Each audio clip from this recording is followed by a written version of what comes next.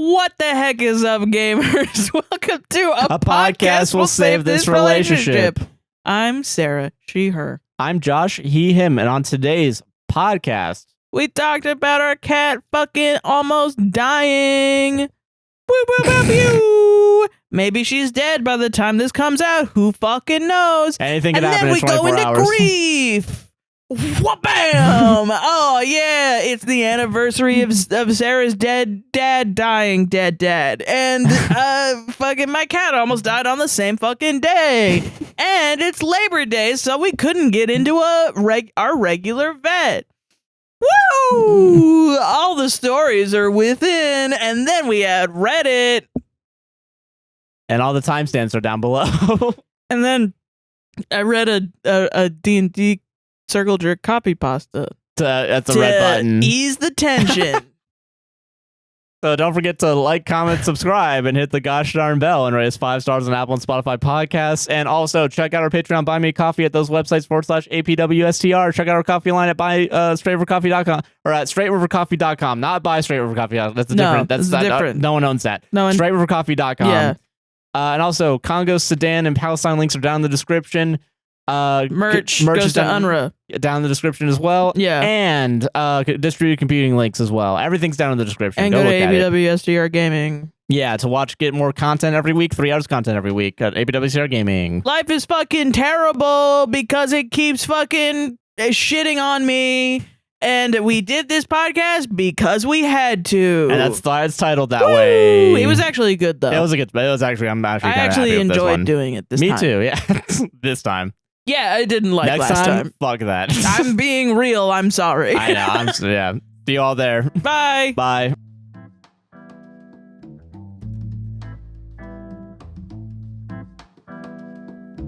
Joshua, apologize to goth people. Okay. All right. Okay. Listen. Last week. No, 2 weeks ago. 2 weeks ago. Last week I did nothing wrong, but 2 weeks ago, I might have got a little bit too far in a few places. All right, listen, I apologize for insinuating that Underworld is not goth and saying that Underworld's not goth. It is goth. It is goth. Here's what I should have said was nothing. But what I'm going to say right now is what I should have said in not 2 hours, in like 3 minutes, and not wasted anyone's time, is you guys need to understand that people are making things without your intent, with no good intention. For you. Yeah. That's my point. That's what I wanted. That's what I meant to say. Well, yeah. All right. But at the time, it was like the only thing they had. That's fair. All right. And so it's kind of fucked up to be like, you know. Yeah. No, it's not that. And honestly, I'm sorry for playing into it. I try to when Josh has these moments, I try to be a good second host and support what you say. And I try to tell you off the thing, but I also I try to tell you like, hey, maybe don't say that because people are going to get upset at you. I did not realize how loved I did not know about Underworld because I wasn't a goth I wasn't alive when it came out. Yeah, you were born after 9/11. Yeah. Yeah. when did it come out? 2003. Oh no, I was alive. Nobody in my family had ever heard of it or talked about it because like, I mean, my mom's culture was like Sade, and that's it. That was it. Okay, yeah, that's fair. Sade and Forrest Gump and Lord of the Rings and Moulin Rouge, and that was it at the time. That was the vibe in our house. And my dad was like, "Have you heard of this Irish folk song from the 1800s? This is what my mom sang to me to go to sleep when I was 5." Because he was a wee young lad. When I was a young lad. And I was like, okay, Dad. So no one knew what the fuck anything was. So I didn't know the shit was whatever existed. Yeah, I didn't watch the movie. Was only going off of what you said about it, and I don't want to influence your opinion on the movie either. No, yeah, because it's your review. Yeah. So I don't want to be like, no, you can't say that the movie's bad because it's whatever. You still don't like the movie. No, you didn't think it was good. No. And that's fine. I think that's okay. But it is wrong to say that it's wrong, not goth. and I do apologize. Especially since you've never been in the culture at all. Like you can see in from like the fleas, the leftoverness of it on me, but I'm still not very goth. No, I get that. Yeah. You know, like I've not been to a goth club. I think I've met on a handful, like maybe 3 or 4 people that identify as goth. Yeah, that's fair. And even then, it's like there's not that there's not much of a goth scene. I don't know what the scene is at in Orlando, but when I was a teen, it was difficult to find people where I was. That's fair. No, I get that. But I do feel bad. I do genuinely feel bad. Yeah. Like I really appreciated the culture as a teen. It really helped me a lot processing my emotions around my home life and stuff. Yeah. And it got me into a lot of cool shit. And I feel bad, honestly. I hope we didn't offend people. Too badly. Yeah. Because that's like the last people I want to offend are the people that have been bullied their whole lives for the things that they're into. That is fair. You know what I mean? No, I get that. Yeah. That's fucked up. And to go off of that, you guys deserve better. You guys deserve better. I agree with that, but I think they just didn't at the time. They didn't have better at the time, and I understand that. You guys got fucked. I'm sorry. Yeah. Yeah. I think if any new movies come out saying that they're goth and they're not goth, that's probably...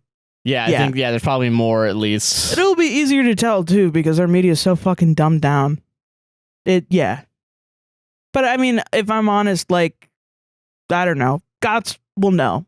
Goths will know if it's goth or not. You right, know, fair enough. Leave it to the goths. All right, I'll leave it to them. I'm not gonna watch any movies that were made prior to 2012. I think going forward. Really?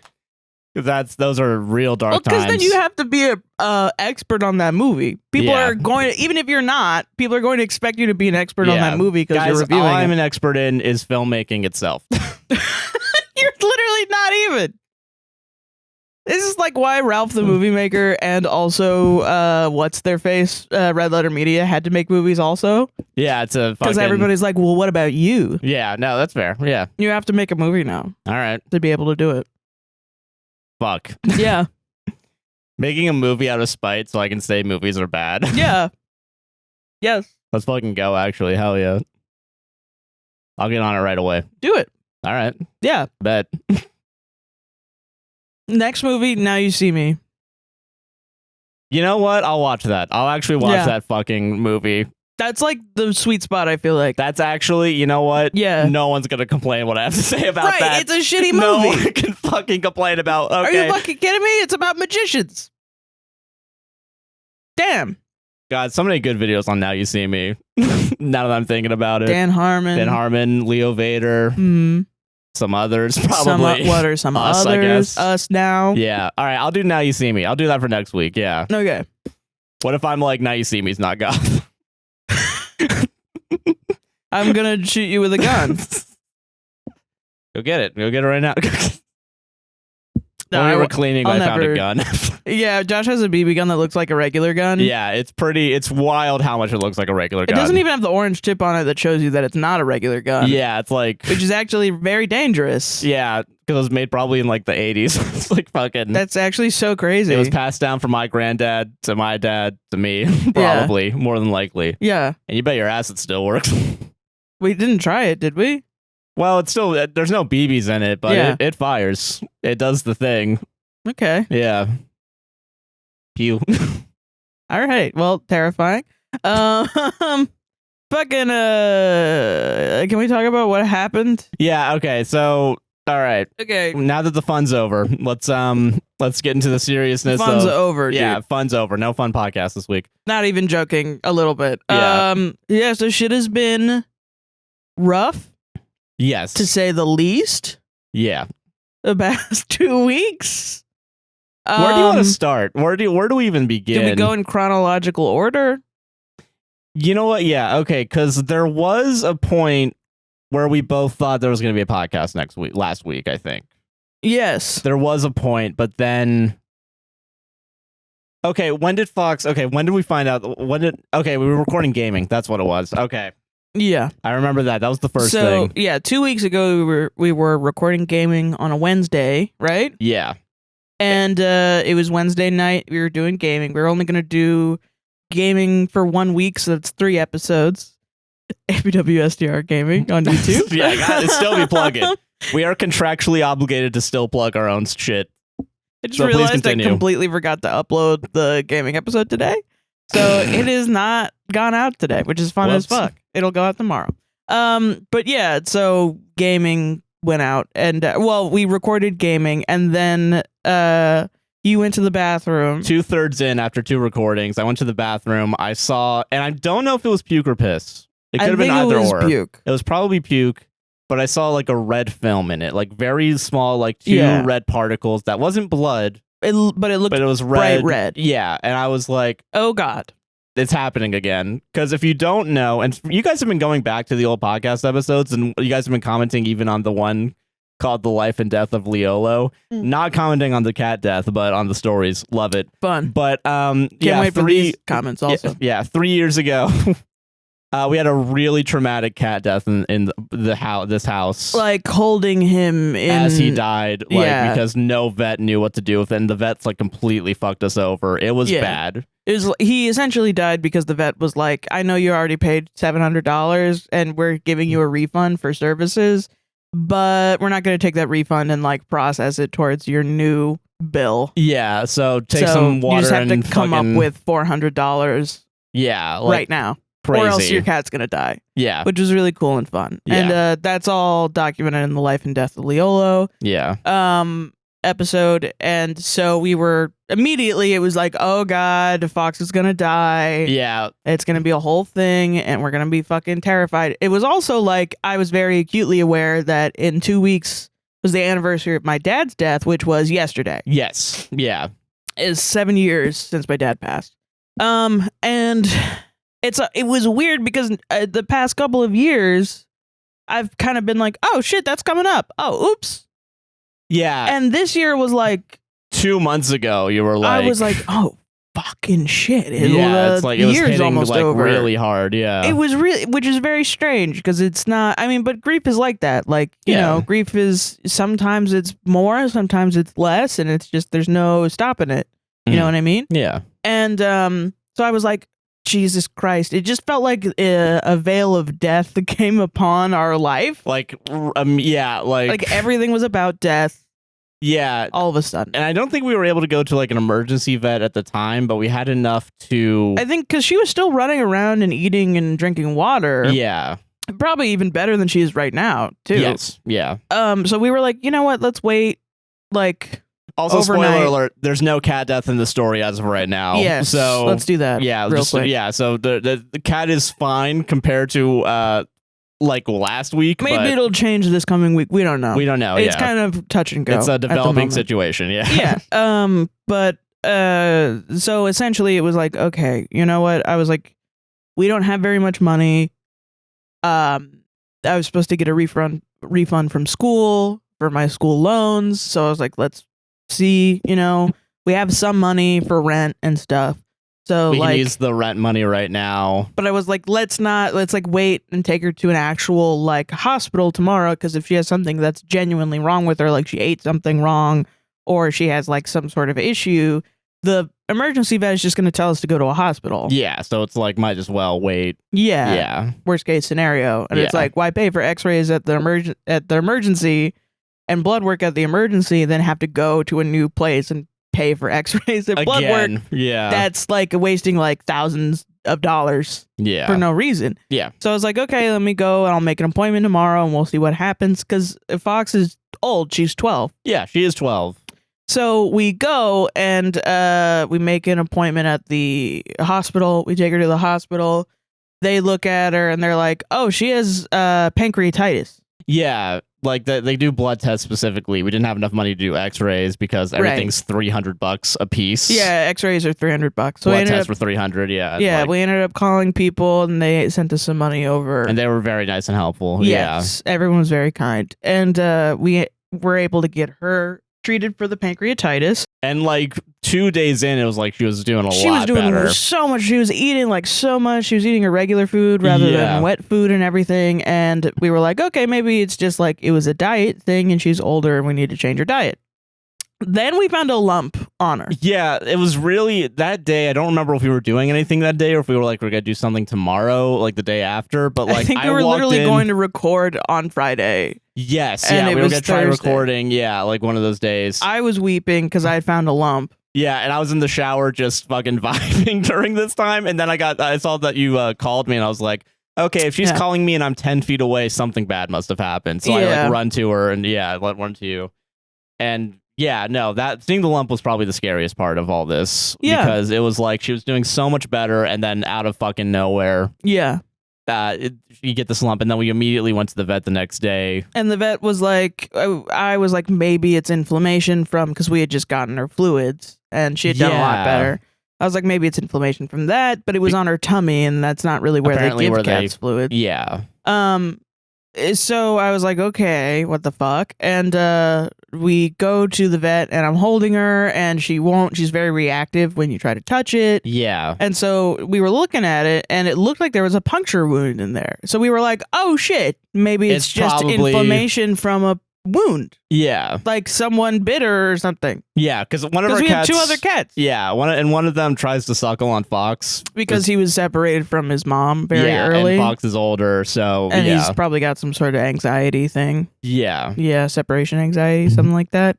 And Fox lets him do that. Yeah, it's like we have to separate them every time. It's really, it is cute, but it's like, come on. No, it could cause an issue like this. So, we tell the vet, and the vet's like, no, it's probably a mammary tumor.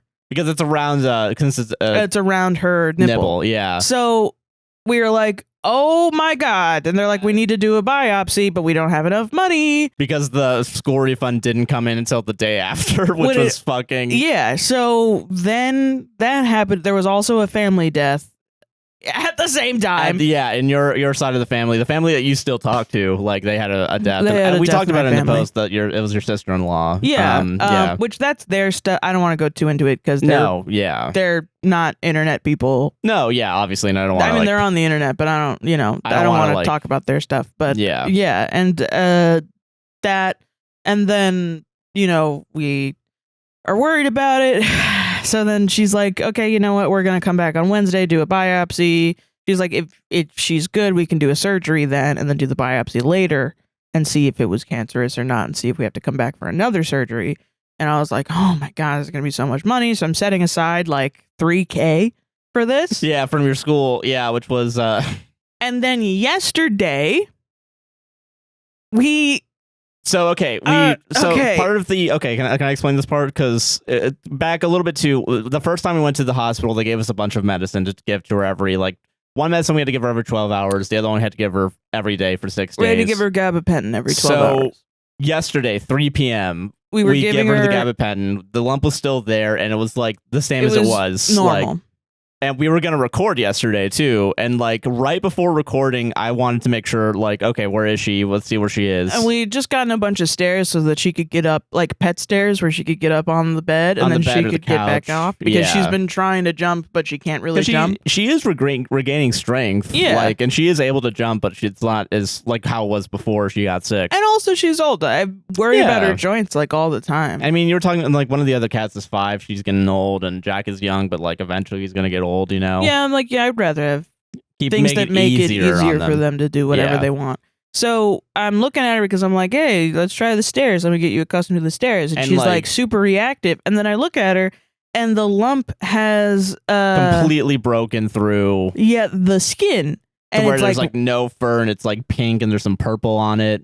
And it looked bruised, and I was like, "Oh my God, we have to go to the emergency vet right now!" Right now, yeah, and no hesitation. I was like, "All right, I'm turning everything off. We're going to the vet right now." So we go to the vet. We rush her to the vet, and there are these fucking people. Yeah. Okay.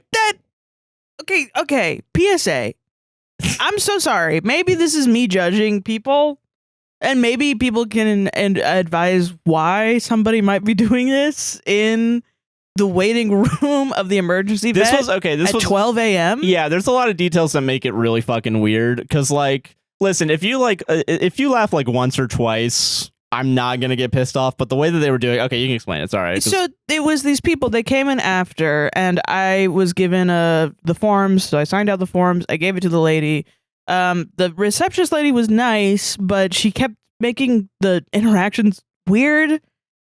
I had to be kind of overly nice, but I'm not feeling nice. As soon as I get in, I'm like, my cat has mammary cancer. I'm freaked out. Yeah. You know, I'm sorry. I'm elevated. No, yeah. Because I think my cat has fucking cancer and I think it's rupturing. I don't really want to blame them either because I think they got mixed up with other people too. So like maybe asking again, like, okay, what exactly? It was just a frustrating situation. So I go up, they go, does she have a respiratory issue? I'm like, not from what I know. I don't think so. And then the lady goes, okay. Then she turns to another lady and she goes, they have a respiratory issue. And I was like, okay, thank you for listening. Very much appreciate that. But like, and so then another lady takes time out of her day to come out and be like, what's the respiratory issue? And I'm like, not mammary cancer is what it is. That's what, and yeah, it burst through the told. skin. And she was like, oh, okay. Well, go sit. And so we were like, all right, great. And then we got the form, signed it. The clipboard that they gave us was supposed to have like a chain with the pen and it fell off and it was fully like a Curb Your Enthusiasm moment. Yeah, like nothing is fucking nothing's fucking working. So I was doing the fucking thing and then I had to give her back and then she looked at me like I broke the pen off the thing and she goes, oh. And I'm like, yeah, it fell off. I think my cat's dying right now. Okay, like why are you breaking my property when you come in? Like I'm rude. And I'm like, I didn't do it. You gave it to me. Why can't I like go up to her again? And then she walked away, so I can't go up to her again and be like, "Hey, just letting you know, I didn't break the pen. Yeah, I can't defend myself. The thing because you just gave that shit to me, and it was broken. But when I got it, yeah." It was a real comedy of errors in hindsight because everything's fine now. I can look back on it and be like, that was fucking crazy at least. I went and I sat down and I was like, I really want to go up to her and say something. And I was like, why? That's crazy. Yes. That's crazy. If I go up there, I'm going to look extra crazy. Like, just letting you know I didn't break the pen. Actually, it's like I think you should leave. Yeah, literally, yeah. Which is like it's like the one where he has to do the paper, the receipt. Yeah, like I didn't. So give me the receipt. If you didn't, if you really enjoyed the gift, just give me the receipt. What are you gonna do? But you like the gift though, right? I forgot. Yeah. Yeah, it's so like it's just letting you know I didn't do this. I didn't do this at all. I didn't break the pen. I'm so sorry. And this is all happening in front of that family. Yeah. So then I go sit down and the lady comes out and she goes, how do you spell your baby's name? What's your baby's name? And I said, Fox. And she goes, F-O-X, which is what everybody does. And I go, no, and I'm frazzled. So I go, F-O-F-A-W-K-E-S. And the guy next to me chuckles, which I'm about to go off. Don't fucking test me. I've said mammary cancer 3 times. Yeah, like. And people are laughing at me. Yeah, it's pretty crazy. Yeah. Fuck you. Yeah. And so then she's like, oh, okay. And then she leaves because I'm pissed off. She's like acting like I'm rude. And I'm like, I was pushed into this. Fucking crazy pills here? Jesus Christ. We're at an emergency animal hospital. I'm worried about my fucking cat. Jesus. Yeah, like. What the fuck is wrong with people? Come on, yeah. It was like genuine hell. Yeah, it was really bad. It was not a good receptionist experience, but it's okay. She's probably great. She's probably great. Yeah. And it's fine. It was at 11 p.m. on Labor Day weekend. I can understand, everyone being like a little bit like fucking off. Probably dealt with a lot of shitty people today. Oh, for sure, So I'm not even mad at her. But so that happens and then she comes back out and she goes, wait, what was the issue with your pet? And I was like, she has breast cancer. And I scream it out. I don't scream it. I go, oh, she has mammary cancer and it's burst through the skin and it's a pussy, bloody mess. And she goes, oh, okay. And everyone else around is like looking at each other. And I'm like, yeah, assholes. Yeah. What do you want me to fucking say? Going to a regular ER room and like showing your broken arm and everyone's like, wait, your arm's broken? That's fucking crazy. It's 11 p.m. on a Sunday and my baby's bleeding from her stomach. Yeah, I don't know. Yeah. Where else should I go?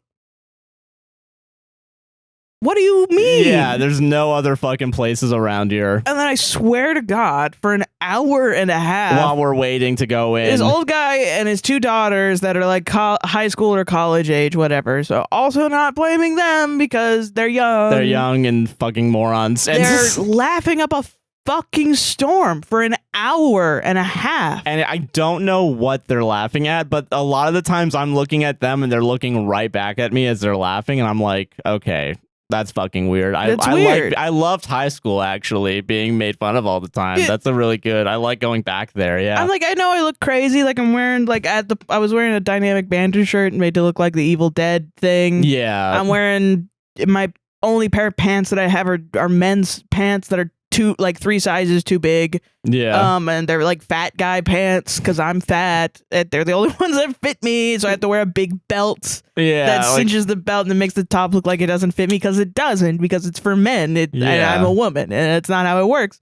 I'm not wearing a bra because I'm wearing a huge shirt. Yeah. And I look not clean because I rushed out of my fucking house and we were both two Florida people wearing Crocs. Yeah. Screaming about cat breast cancer in the middle of the fucking thing. We probably look really funny, but why would you laugh? And it didn't help too, because at some point I was like, I want to go get a drink from the machine, and they were like right next to the machine. And they shut the fuck up. They shut up the fuck up the second I walked past them to go to the fucking machine, and I stand there and the card wasn't working, and I was just like, oh come on, and it wasn't working, and like then I walked away. 90% of the drink machines in Florida. Yeah, and then I walked back, and then like 3 minutes later they were back at laughing, and I was like, come on, what happened? Just like, what's going on? It doesn't feel good, at least. I had taken a picture of Fox's abscess and I wanted to go over and be like, hey, you know what's really funny?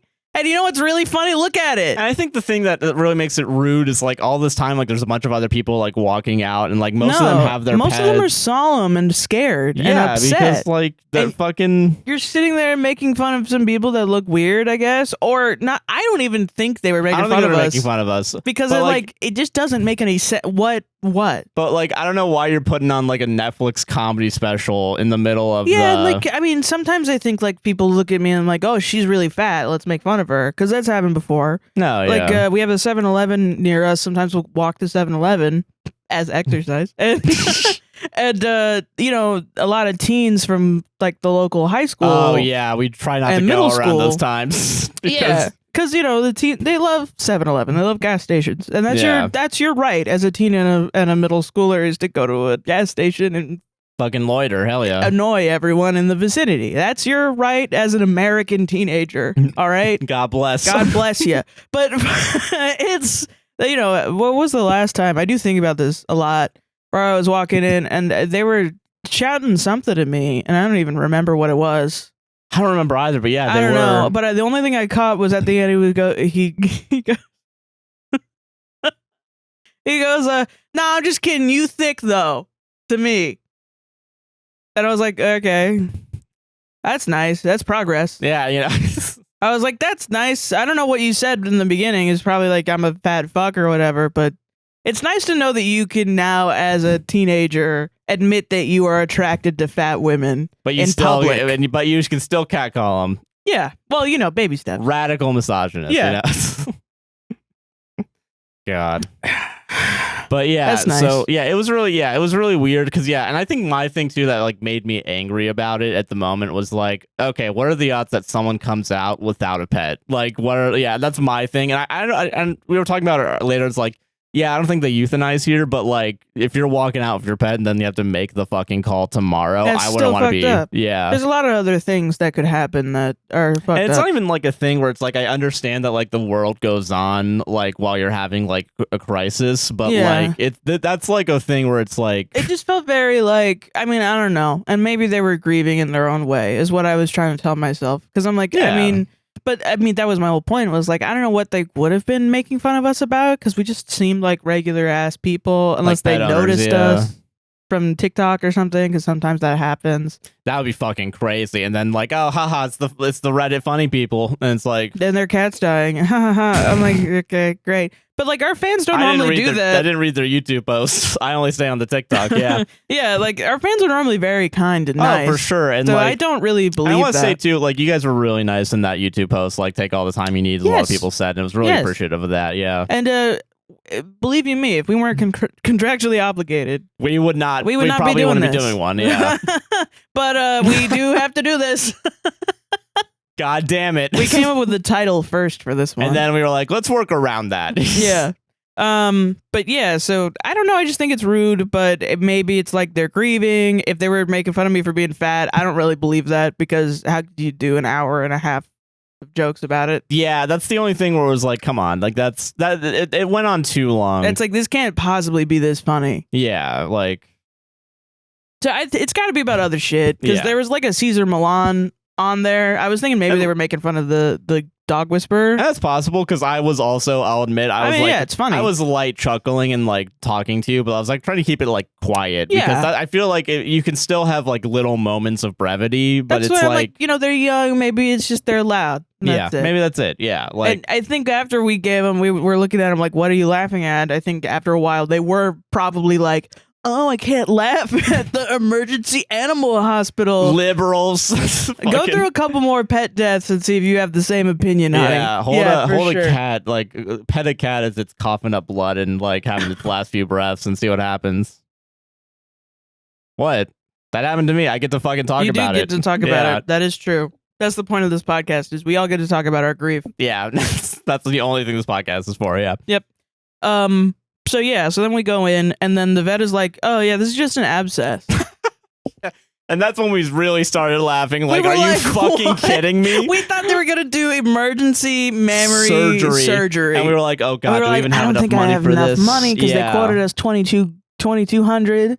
Which is like the only reason why we have money for that is because you got financial aid. We saved the money for it, and we set aside a bunch of money, because usually I spend that shit in 2 seconds, and I was like, let me save it. Not only that too, but the other thing too is like, you're also saving to go back visit to your like see my family for the funeral. Your family, the funeral's coming up, and like having all this like over and over again, it's like it's like 6 money issues at the same time. The thing I'm more pissed off about anything is that even like in general the healthcare system is fucked, but the fact that it's even like worse if you have a pet like is fucking crazy. Yeah, I think, and what I really hate more than anything else is the American US dollar and the economy and money in general. Money's fake and made up. Why do we keep using it? Yeah. Well, I mean, you know, it's like it's situations like these where I'm genuinely like, I always feel irresponsible for having a pet when I don't have enough money.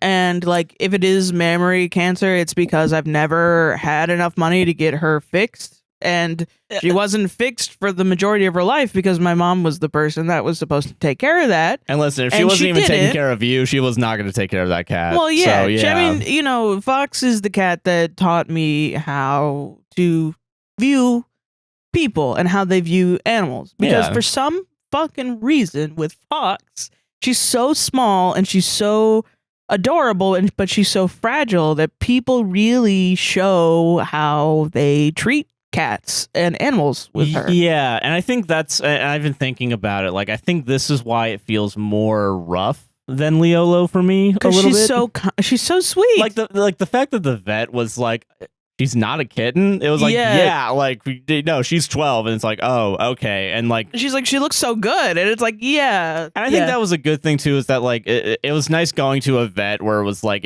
they actually kind of gave a shit about the animals. Our first vet definitely did. Our first vet did too, but like the emergency hospital for Leolo was like, nah, fuck you. Like, well, that was the same emergency for Leolo, but the hospital, the hospital that we went to, that was like in Ocoee, because that was during COVID and everything was fucking closed, which makes sense. I don't want people sacrificing their life. At least they had a sign in the waiting room that said, hey, please be quiet, someone could be losing their pet right now.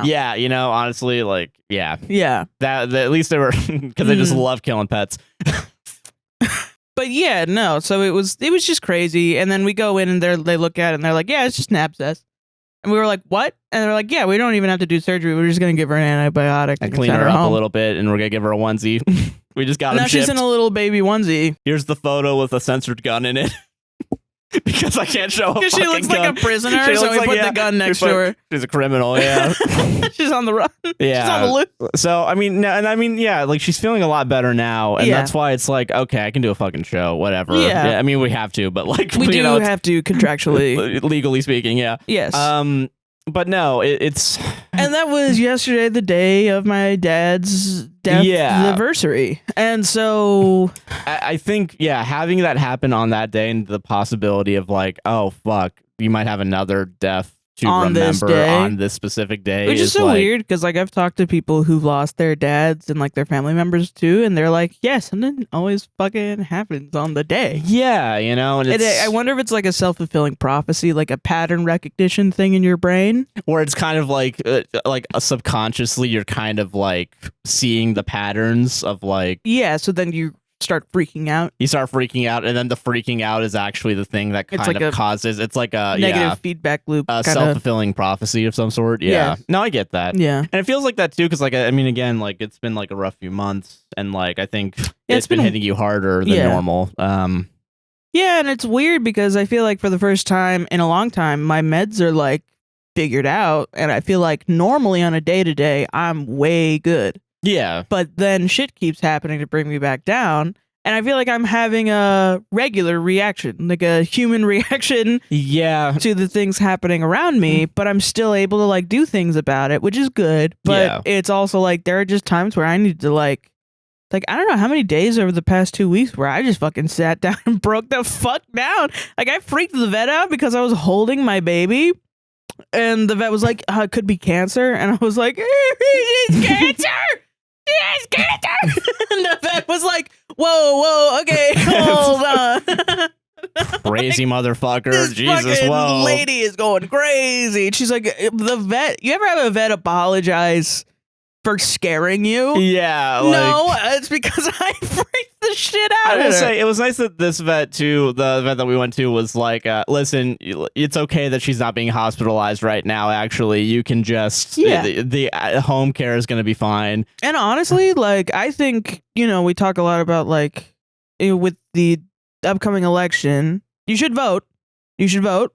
We agree that you should vote. Yeah. At the very least, for your state and your constitution. Yeah, definitely down ballot. Down ballot and everything. Yes, you should vote. You should also organize with your community, get active in your community.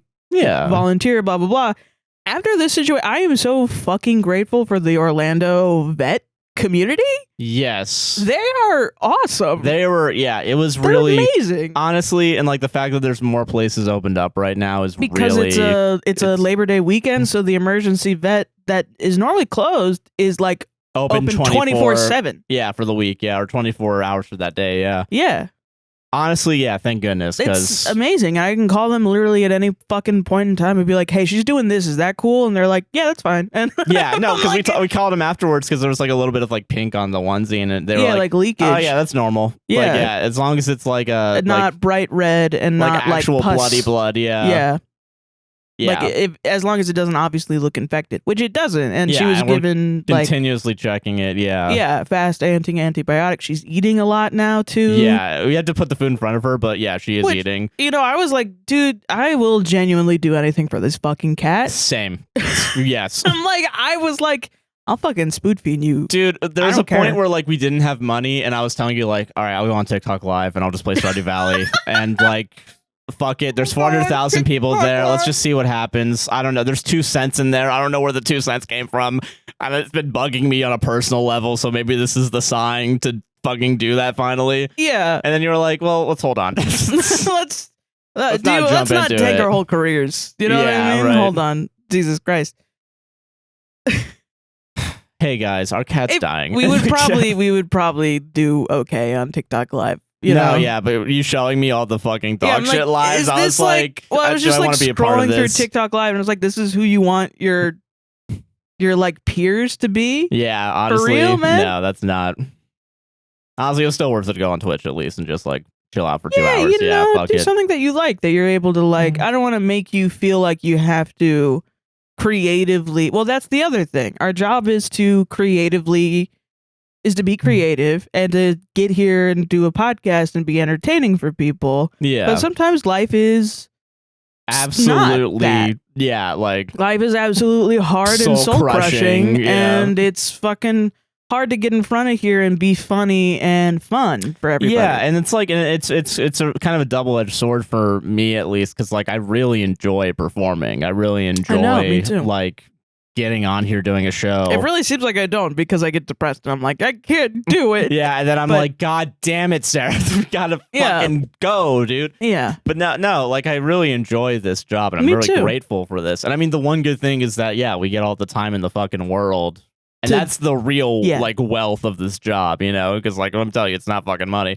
No, I think like as of this moment, you know. Well, I mean, you know, like who cares about the money? You know what I mean? Like that's my opinion about it. Like I've talked to a lot of people about it, and they're like, "Oh, you know, you might as well euthanize if you can't pay for the treatments." And I'm like, I'm not criticizing them for that. I'm criticizing them for saying that to me immediately after the vet said it might be cancer. It might be cancer. We Not don't even know yet. And then someone was like, euthanize. I was like, I'll do it myself. So let's go, dude. Whoa, calm down. But I get what they were saying. And they were saying like, you know, like, hey, listen, if it's affecting her quality of life, and they have trauma with that too, so I don't think it was. They were genuinely trying to help. I will say, there's been on my side of the family a lot of pet death since Leolo, but also like last year or it's so. Like every single year, there's a pet death. Yeah, like it's a fucking guarantee, and it's like why? Why does that have to be a guarantee? But that's what I mean by the pattern recognition and the self-fulfilling prophecy. Like all of this, like not like attitude is everything or whatever, or like you know. Putting your energy out into the universe or whatever. Let's pass the blunt this way. But no, like it's genuinely like I feel like we've been thinking Fox is old this whole year. Fox is getting old. Kind of, yeah.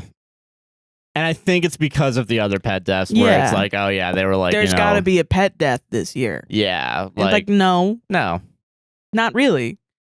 And it's so weird because it's like, you know, having a lot of death all around in one place. I'm like, well, we're full up. There can't be any more deaths. And it's like, no, there could. And I was talking to my brother and he said something really insightful that I really appreciate that because, you know, we're both atheists, I think. And, you know, we were talking about Dad's death because it was coming up. And he was like, yeah, I've been affected by it too. Like, I think about that every day. And I was like, I didn't know that. You know, that's crazy. I mean, yeah, of course, me too. But, you know, he was saying like, you know, it's not really like the world is, there's not like a fate or like the world is out to get you. But there's like comfort in thinking that shit is just fucking random.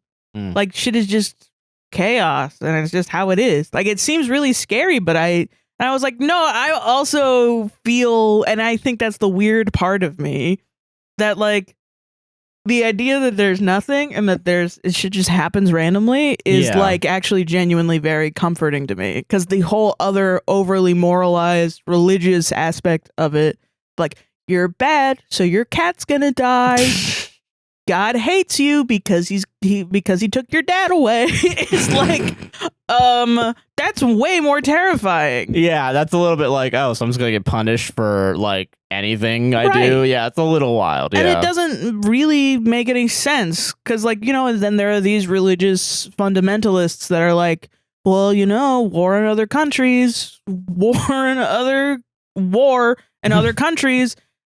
know, and like atrocities that happen in other countries, they happen for a reason. And it's like, fuck that shit. That's kind of great. Yeah. Fuck you. I don't believe in a God that like would say that war happens in that's for a reason or whatever. That's stupid. Yeah, and it kind of goes back to like my general feelings, like with everything that's been going on. It's like everyone deserves better than this, you know. Yes, like right. That's you're bringing it back to Underworld. Well, no, just like in the idea of like the amount of suffering that goes on in the world just in general. Yeah, like that's what I was thinking about too, because like between like what happened with your family and like what's going on with Fox, like I've been like, okay, what the fuck can do? Yeah. And like I've been doing the like computing thing, and I guess I want to bring it up now because like I didn't realize like there's one program that very specifically is going after like things that are kind of related to like what's been going on, which is Folding at Home, and they like actually do like cancer research, but they also go into like fucking Alzheimer's, Huntington's, fucking like and also like I don't know what high priority is, but like there's shit that needs to get fucking figured out now apparently. Yeah. And it's just like, I don't know. It's like, that's the reason why I do that. And like, I know it's going to probably bump up the electric bill. It's going to make this room excessively hot. I mean, especially on days where we record. But like, fuck it. If it helps someone, like even fucking 20 years from now. Well, that's, you know, and this is like, let's allow this to affect us deeply, I think, is my point. And I think that was another thing too, is when the vet was like, "Oh yeah, some people come in with like their cat completely covered, and like you came in super early. Like, hey, can you fix her?" And we came in super early, and we were so like freaked out, and we had what's her temperature, what's her weight, do we have to give her medicine, what's happening? Here's everything. I have photos of everything. I will say the person that was like, "Oh, thank you guys are fucking awesome for this." Like that was like nice to hear. Like, whoa, that's so nice. Because I think our first vet she's more pet focused, like she's focused on how Fox is. Yeah. So she's very like, oh, poor girl. And I'm like, that makes me feel like shit, but it's not her fault. It's me doing it. Putting that on, yeah. So I think it's like they both care in their own ways, but that definitely, the emergency vets are so, but all of them are awesome. They were really nice, yeah. And they were nice too with Leolo too. Like they were like, they took the x-rays like, listen, we don't know, but you should probably go to a hospital soon. And like, and also like we had a thing where like we thought Jack had a UTI.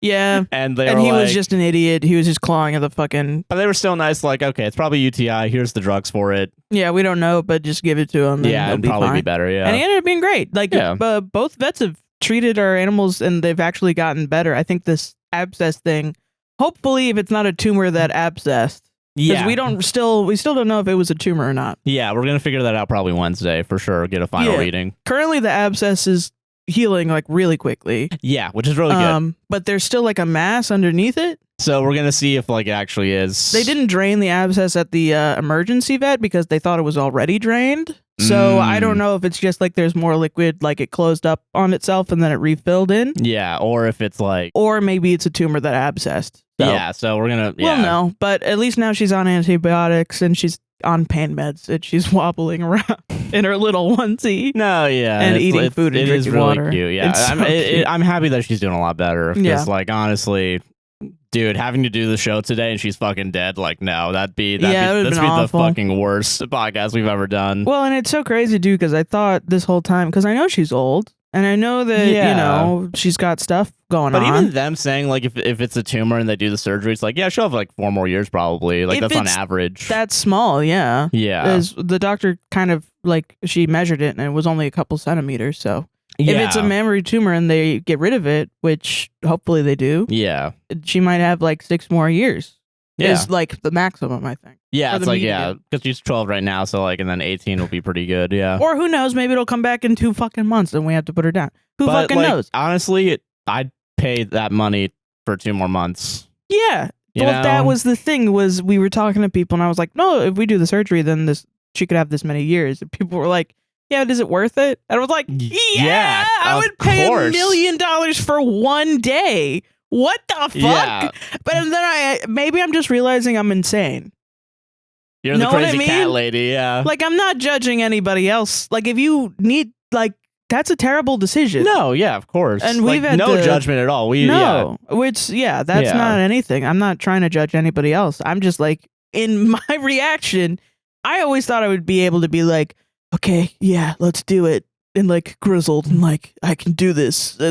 Like a professional adult. Yeah, how did that work out? And I'm just like, she's got cancer. And we don't even know yet. Yeah, we don't even know what it is. And I'm weeping and freaking everybody out in the vet. It's really, okay, I don't want to call you out here, but it's really funny in hindsight. Like, the day that like I saw the blood, I immediately started breaking down, and then you were like, well, she's old, she's ready to go, and then we get to the vet. And then we flip, and I'm like, I'm like, you're acting fucking crazy. They said it was an absence. Shut the fuck up, son. It's over. And we both flip. And we both freak out at each other. No, you were very supportive. I was Josh definitely... is so good. Honestly, he's been walking around. He's been feeding her and doing the water and everything. And he bought a whole fucking litter box for her and shit. Yeah, just to make sure that she has something. Which honestly, that's also partly because our landlord used to call her place stinky. Was like, you got to put a litter box over there in the other room. And I was like, honestly, it was laziness. I was just like, I don't want to fucking move that litter box right now. Yeah, I get that. And also, we didn't have enough money to get litter, but I had enough money to get the box itself because fucking capitalism's fucking stupid, and every price is made up and dumb. I don't know. I'm not judging anybody. No, of course not. Yeah, it's a fucking horrible decision. Well, I mean, there are people out there that are like, if you can't pay for cancer surgery, you shouldn't have a cat. I'm like, Okay, let me get in my Lamborghini and drive to my primary care doctor. Yeah, Fuck you. What like, are you talking about? Yeah, no, it was rough, and it's weird too because like I think the thing that this really illuminated to me was like how shittily everyone responds to cancer news. Yeah, which is so weird because it's about a cat. But it's like so sad the idea of pets getting cancer, any pet. Yeah, dog cancer. Like, yeah, it's like and the idea of like an innocent creature. It's like it's not like but like it's just awful. Yeah, it's just awful, man. It's so fucking sad. Yeah, and so then I'm like telling people about cancer, and everybody has their own, medical trauma. Yeah, and their own family members that have gone through things. Like everyone's like, and they have their own way reacting to it. Sorry. Well, yeah, no, you're wrong. Josh is wrong, is what you just said. I was gonna say you're right, but I said you're right because we've been talking to British people. Fuck. I know. You're getting infected. Yeah. But no, you're right. It's like, yeah, it's hard, man. It's because everybody has their own shit, and so then you say like, "Oh, it's cancer," blah blah blah, and people are like, "No, that's that's great." I'm like, okay, it's not great, just cancer. Yeah, but like, and then it's all, or like you tell people and they're like, "Oh, I don't want to talk about this. I gotta go." Yeah, it's weirdly, it made me realize that I've not been thinking about adults with cancer, like. It's gotta be crazy. Gotta be fucking awful, to be diagnosed with cancer and to walk around and tell people, and people are just like, huh? Yeah, like I'm sorry, like I got my own stuff going on. Yeah, you're a pariah, and it's like, yeah, what? No, that's awful. I think genuinely, I want to let this situation affect us and turn us into people that. Can be a little bit more empathetic, and like more empathetic, but also like I've never been like fuck people with cancer. No, I know, but I mean, in the sense of like more like I guess understanding maybe is the word I'm thinking of, or like more. I just mean like proactive. Like let's go and work with like cancer charities and shit, and like start doing like. I want to get more into that because I feel like that's something that I care about a lot. No, yeah. And also just like dealing with this family stuff too is like the idea that there's a end date on your life that is coming up. Yeah, that's another thing where it's kind of like, fuck. Like. It's awful. It's a terrible. It's just, I think when we thought that Fox had cancer, it was like just us knowing that is like, fuck, man. How can I enjoy the next 2 months of her living when I know that every day I have to see if she has signs of cancer or not? Yeah. But it's also like I don't keep her alive for me. I keep her alive so that she can be healthy and happy and shit. And it sucks right now because she's like cuddling in bed with us. That's been the weirdest fucking thing is like she's been acting relatively normal and she still has like fight in her and it's like purring, really and she's purring and now. She's like, give me treats. Holy shit. I love treats. I'll eat wet food if you put it right in front of me.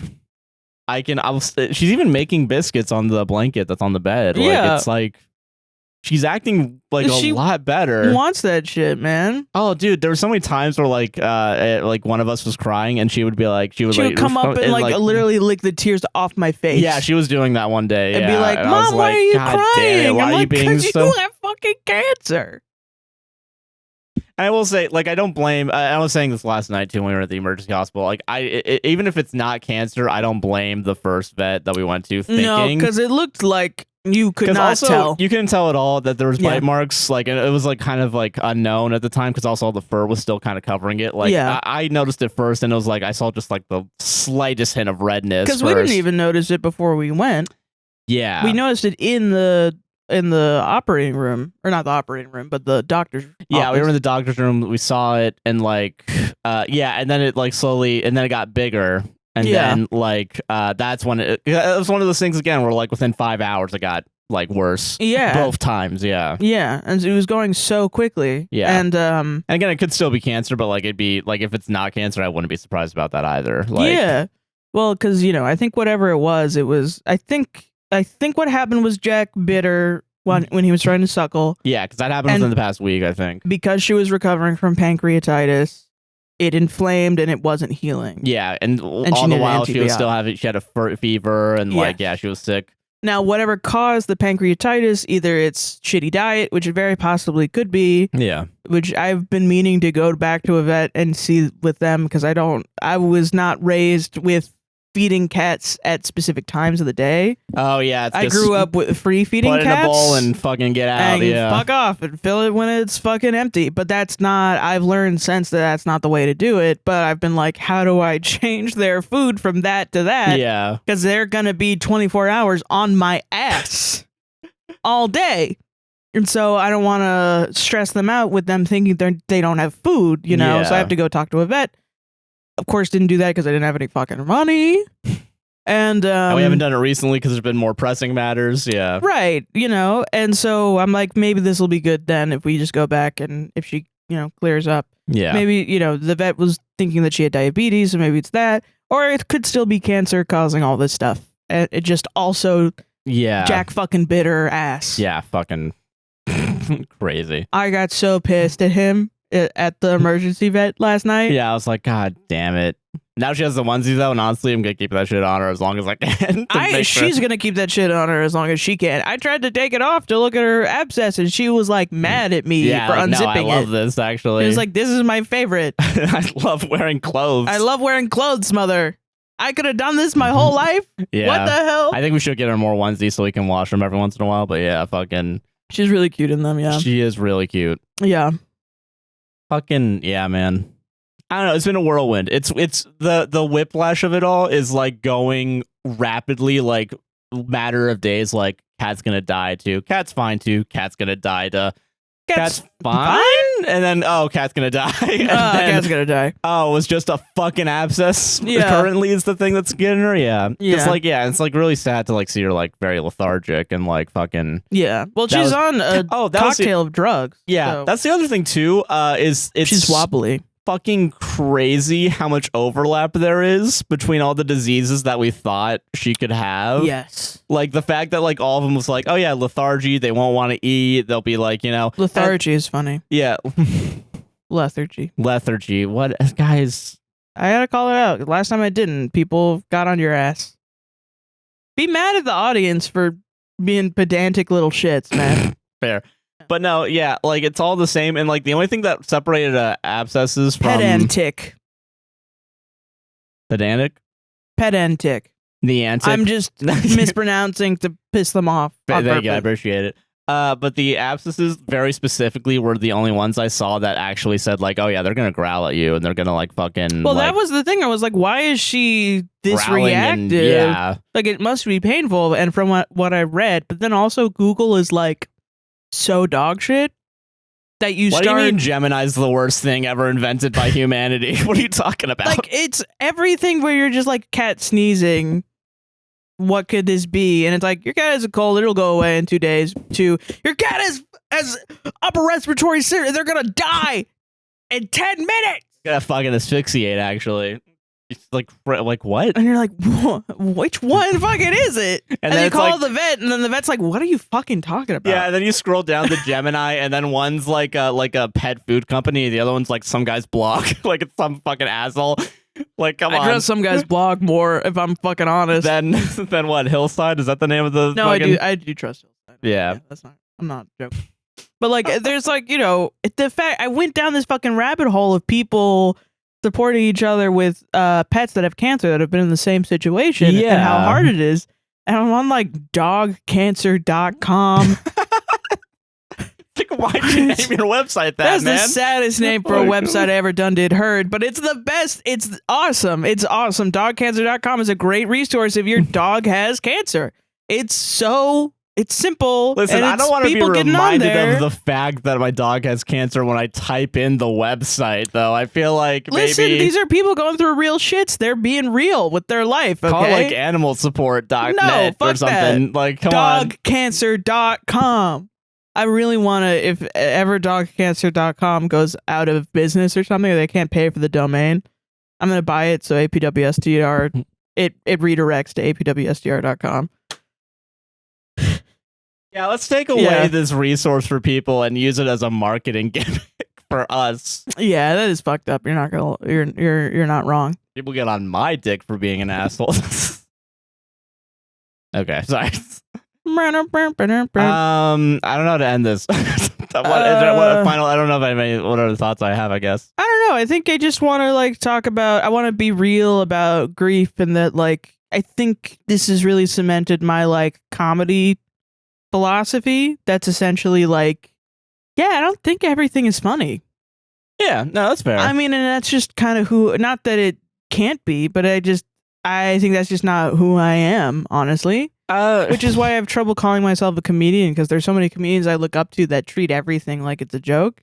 Even though I do skew a little bit like dark humor, but I'm like, sometimes, no, I don't find anything funny about this situation. And I think with comedy and how it's like kind of progressed. We watched the 2 videos by, I can't think of the guy's name. It's like something elephant, like elephants in the name, and we talked a bit. Elephant Graveyard. It might have been Elephant Graveyard. Yeah, it might be the name. And he made 2 videos on Joe Rogan and Jerry Seinfeld. And that guy is so funny. He's really fucking funny. Not Joe Rogan or Jerry Seinfeld. And Elephant Graveyard. There is a difference between even within comedians that say like everything's funny. Like some comedians are like, I should be able to say whatever the fuck I want and I don't care what you think about it. Yeah, I don't care who I hurt. And then there's the other ones like, I should be able to say what I want, but also I shouldn't also offend you in the same way. Yeah, like I should be actually cognizant of what you're like, what's going on. Yeah, and like it's weird, I think, to a lot of people, because we're people that curse. I feel like there's a misconception that I think is also tied with like a Puritan mindset that is like, well, if you are the type of person that doesn't want to offend anyone, why are you saying the word bitch? Why are you saying the word fuck? Because why are you being anti-Christian or something? But why are you taking Jesus' name in vain? Because that offends me.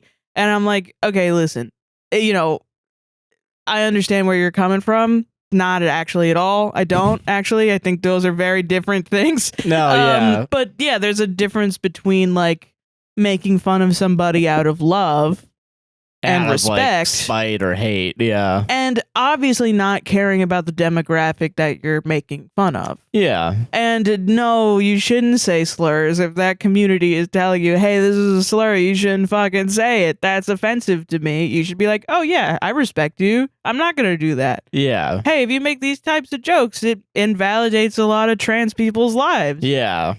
Hey, if you do that shit, if you fucking platform Dave Chappelle on your fucking shit, and Dave Chappelle is committed to making shitty, not funny, anti-trans comedy, yeah, I don't like it because it will directly impact my life. Yeah.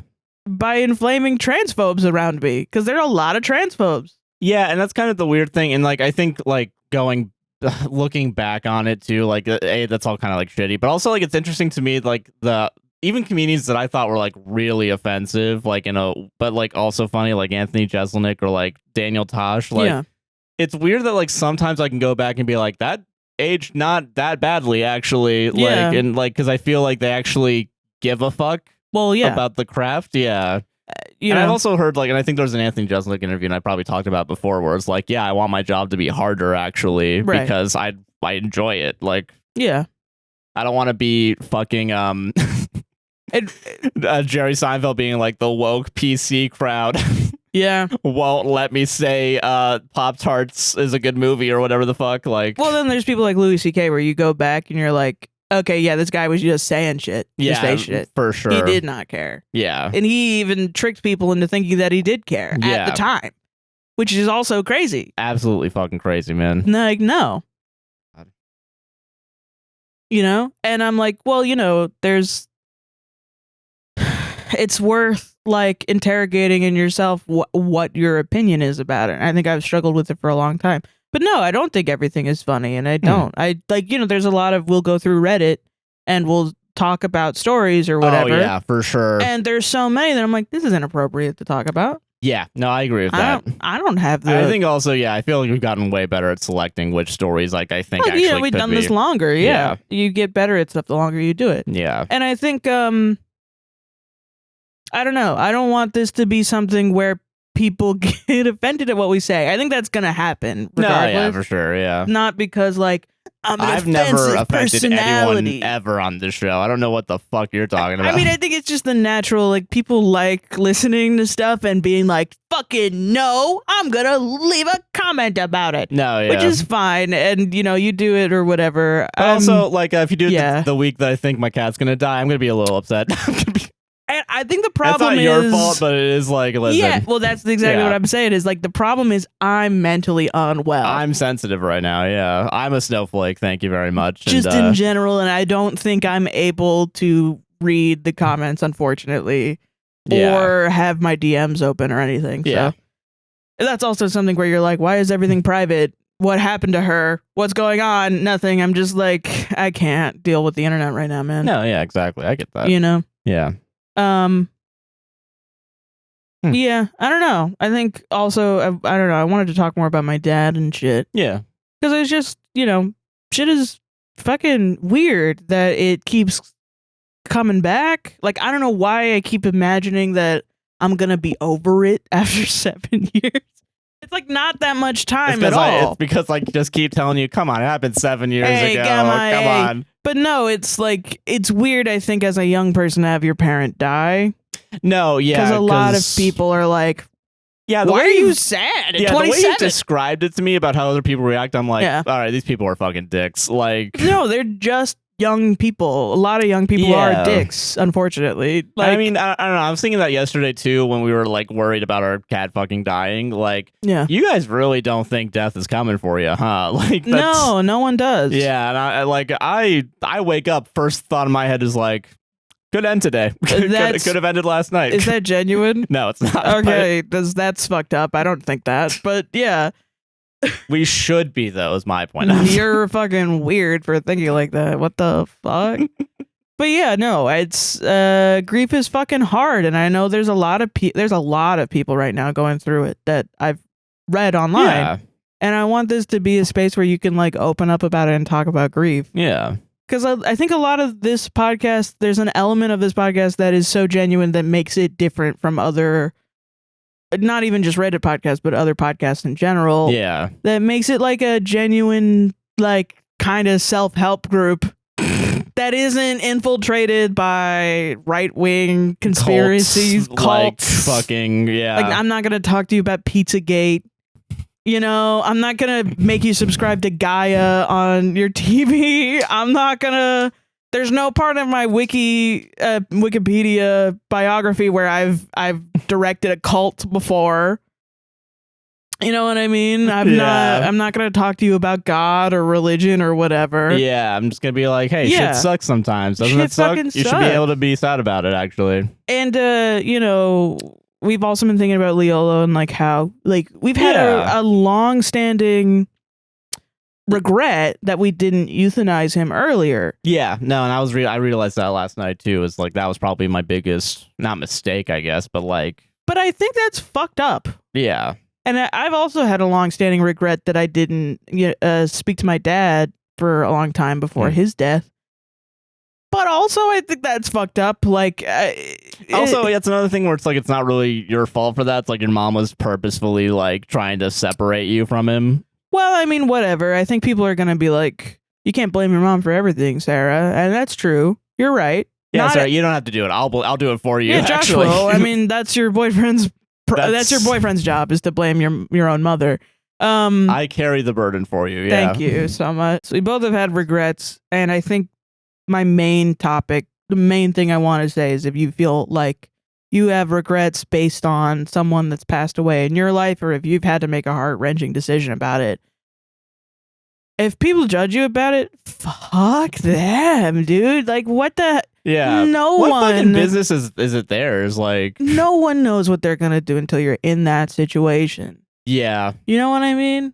People really do think that they have an understanding of what they'll do, but you don't. Like, no, genuinely. You don't. It's fucking hard. And I think every single time anyone dies, anything that you're close to and you tried your hardest to help them or whatever, you're always going to have regrets. Even if you did everything perfect in your mind, you're going to have a regret of, oh, if I just noticed earlier, if I just got him to the hospital 10 minutes earlier, if they just like clocked him in, if I just yelled at the nurse and the nurse did what I told her to, maybe he would have been whatever. It's not, there's nothing you could have done. Yeah, and I think thinking about it too is like most situations, like seconds don't matter, but maybe hours and days do. But like even then, if you don't know, you don't know. You know, it's like, so why? Yeah, it's like we still don't really know what happened to Leolo. No, I still like. I know my dad passed away from pneumonia, but like I couldn't have gotten on a plane and gone to see him.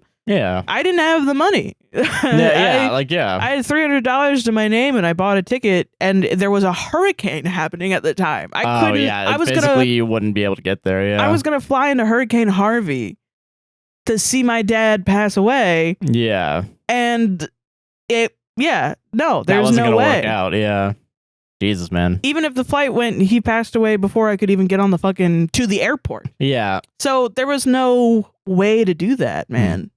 And I don't think anyone, like, if you're blaming yourself, you shouldn't.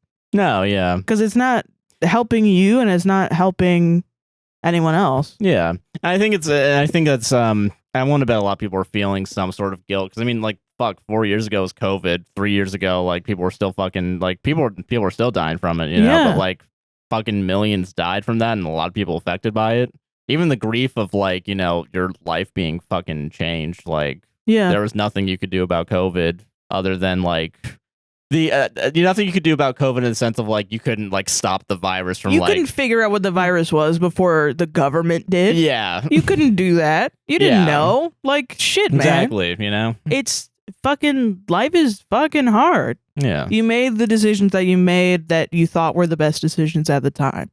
Yeah, and you know, I'm saying this for us as well. Yeah, there's like I don't know. I just have a lot of people that I talk to that are like going through similar situations and they're like, I don't know what to do. And I'm like, do what you think is right. Yeah. You're just going to know. You could talk to so many people and read so many other stories and they'll all give you a million different things. And you'll... At the end of the day, you got to look inward and like, you know what's best for you more often than not, you know? Yeah. And I think, you know, if people ever try to take away your self-trust, you should tell them to fuck off, honestly. You're like, yeah, because that's really... Well, I mean, you know, people try to help. I don't think they're like... But if people are like, oh, you did that? I wouldn't have done that. I would have done this. Yeah, like, fuck, who asked? They're just... Like, they haven't been in that situation yet. Yeah. And so they don't know. And when they are in that situation, they're going to be like, oh, shit, this is different than this is real shit. Yeah, this is, Yeah. I agree with that. Yeah. It's rough though, because it's like it's really the rough edge of life where you're like,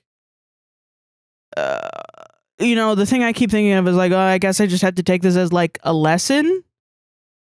But then I'm like, yeah, what's the lesson here? Man. Yeah, the lesson is that like fucking shit just sucks ass sometimes. Sometimes shit just pours, rain just fucking pours, and it just sucks. There's nothing to learn really other than get your fucking cats fixed. God damn it. Get your fucking cats fixed. Holy shit. That's it. That's it. Yeah. That's literally it. Yeah. Get your cats fixed and get pet insurance. Yeah. Oh, yeah. Get pet insurance if you can. If your cat is healthy, get pet insurance on that bitch. Yeah. Holy shit. If you know you're not gonna save money for your for your cat or your emergency, but you can like scrape together like 20, 50 bucks. $50 a month, and like you're able to do it, I highly recommend it. Pet insurance. Get the pet insurance, yeah. And also there are specific companies that do pay up front. Yeah, find those because that way you don't worry about the reimbursement bullshit, whatever. Yeah, yeah, and see if your vet takes it or not. Yeah, they're gonna reimburse based on what they think it is. Okay, see, but this is what I'm talking about. It's like the insurance is fucking bullshit, right? Like, because sometimes it doesn't work. We need free healthcare, man. Yeah, I just don't think anyone's gonna agree to like government pet care because people don't think of pets as like family members at all. Listen, people think like. The moment I was like, yeah, I'm going to pay for surgery for my cat. Do you know the amount of people I've heard that are like, who would ever pay for surgery for a fucking cat? There's like 1 million of them around.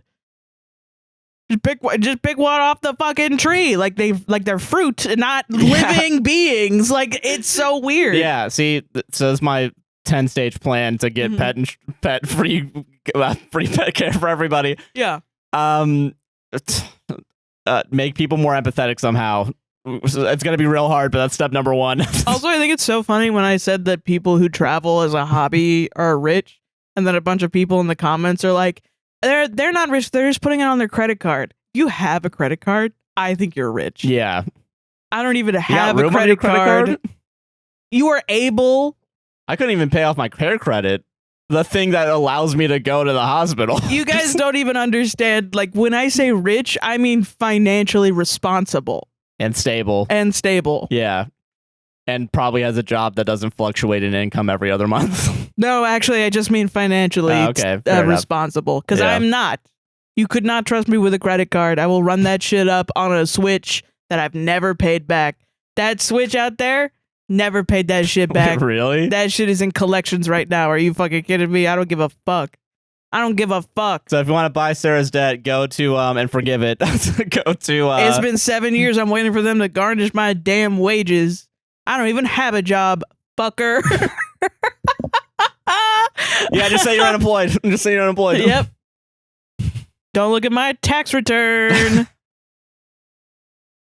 It's interesting. Sarah doesn't make any money, but Josh makes all the money on the podcast. That's interesting. But Sarah's the one buying all the stuff and then not paying for it. Yeah, because I don't make any money. Ah, that makes sense. See, we get it. It's actually Discover Card's fault. Like, why do they give you a card? Okay, so I do have a red button to get out of this. Okay, red button. Okay, this is from D&D Circle Jerk. Okay, cool. Okay, total party kills are objectively bad. So this is a situation in D&D where the entire party is moited. Take it out in one encounter. Got it. Hello, I'm going to have a talk about those disgusting total party kills, which is an abbreviation, TBKs. Kind of funny about abbreviations, probably part of hobbies, like we got D&D, DM, PC, DMPC, and all the rest. Now, going back to TPK, it means total party kill, meaning when the entire party has become unalived, which is just bad storytelling. Characters need to go from the start to the end. That's why we invented plot armor. It's basic storytelling. Well, maybe. Someone died, like just the one or two. If it's a super telegraphed, cinematic, epic sacrifice death scene, but the whole damn party? Nuh-uh. Like, who would read a book like that where an entire party died in a wedding? Also, I'm not a fan of character death as a concept. It's not something I ever have. You're allowed to disagree, but you would be wrong. I play the game from a story perspective. Good Stories doesn't have a prince dying from a Uruk hair shot. It focuses on the characters. If the characters are dead, then that can't move the story. Like, the prince dying means that storyline can't progress at all. Some of you peasants don't care if someone is going to write down the adventure into a book, like I am, and are to roll dice and have an adventure, then you're not allowed to play D&D. You should go to Warhammer. Your kind is not welcome here. I'm here for a story that I'm going to write down and is going to be the bestseller, not to have a game with fun, you plebeians.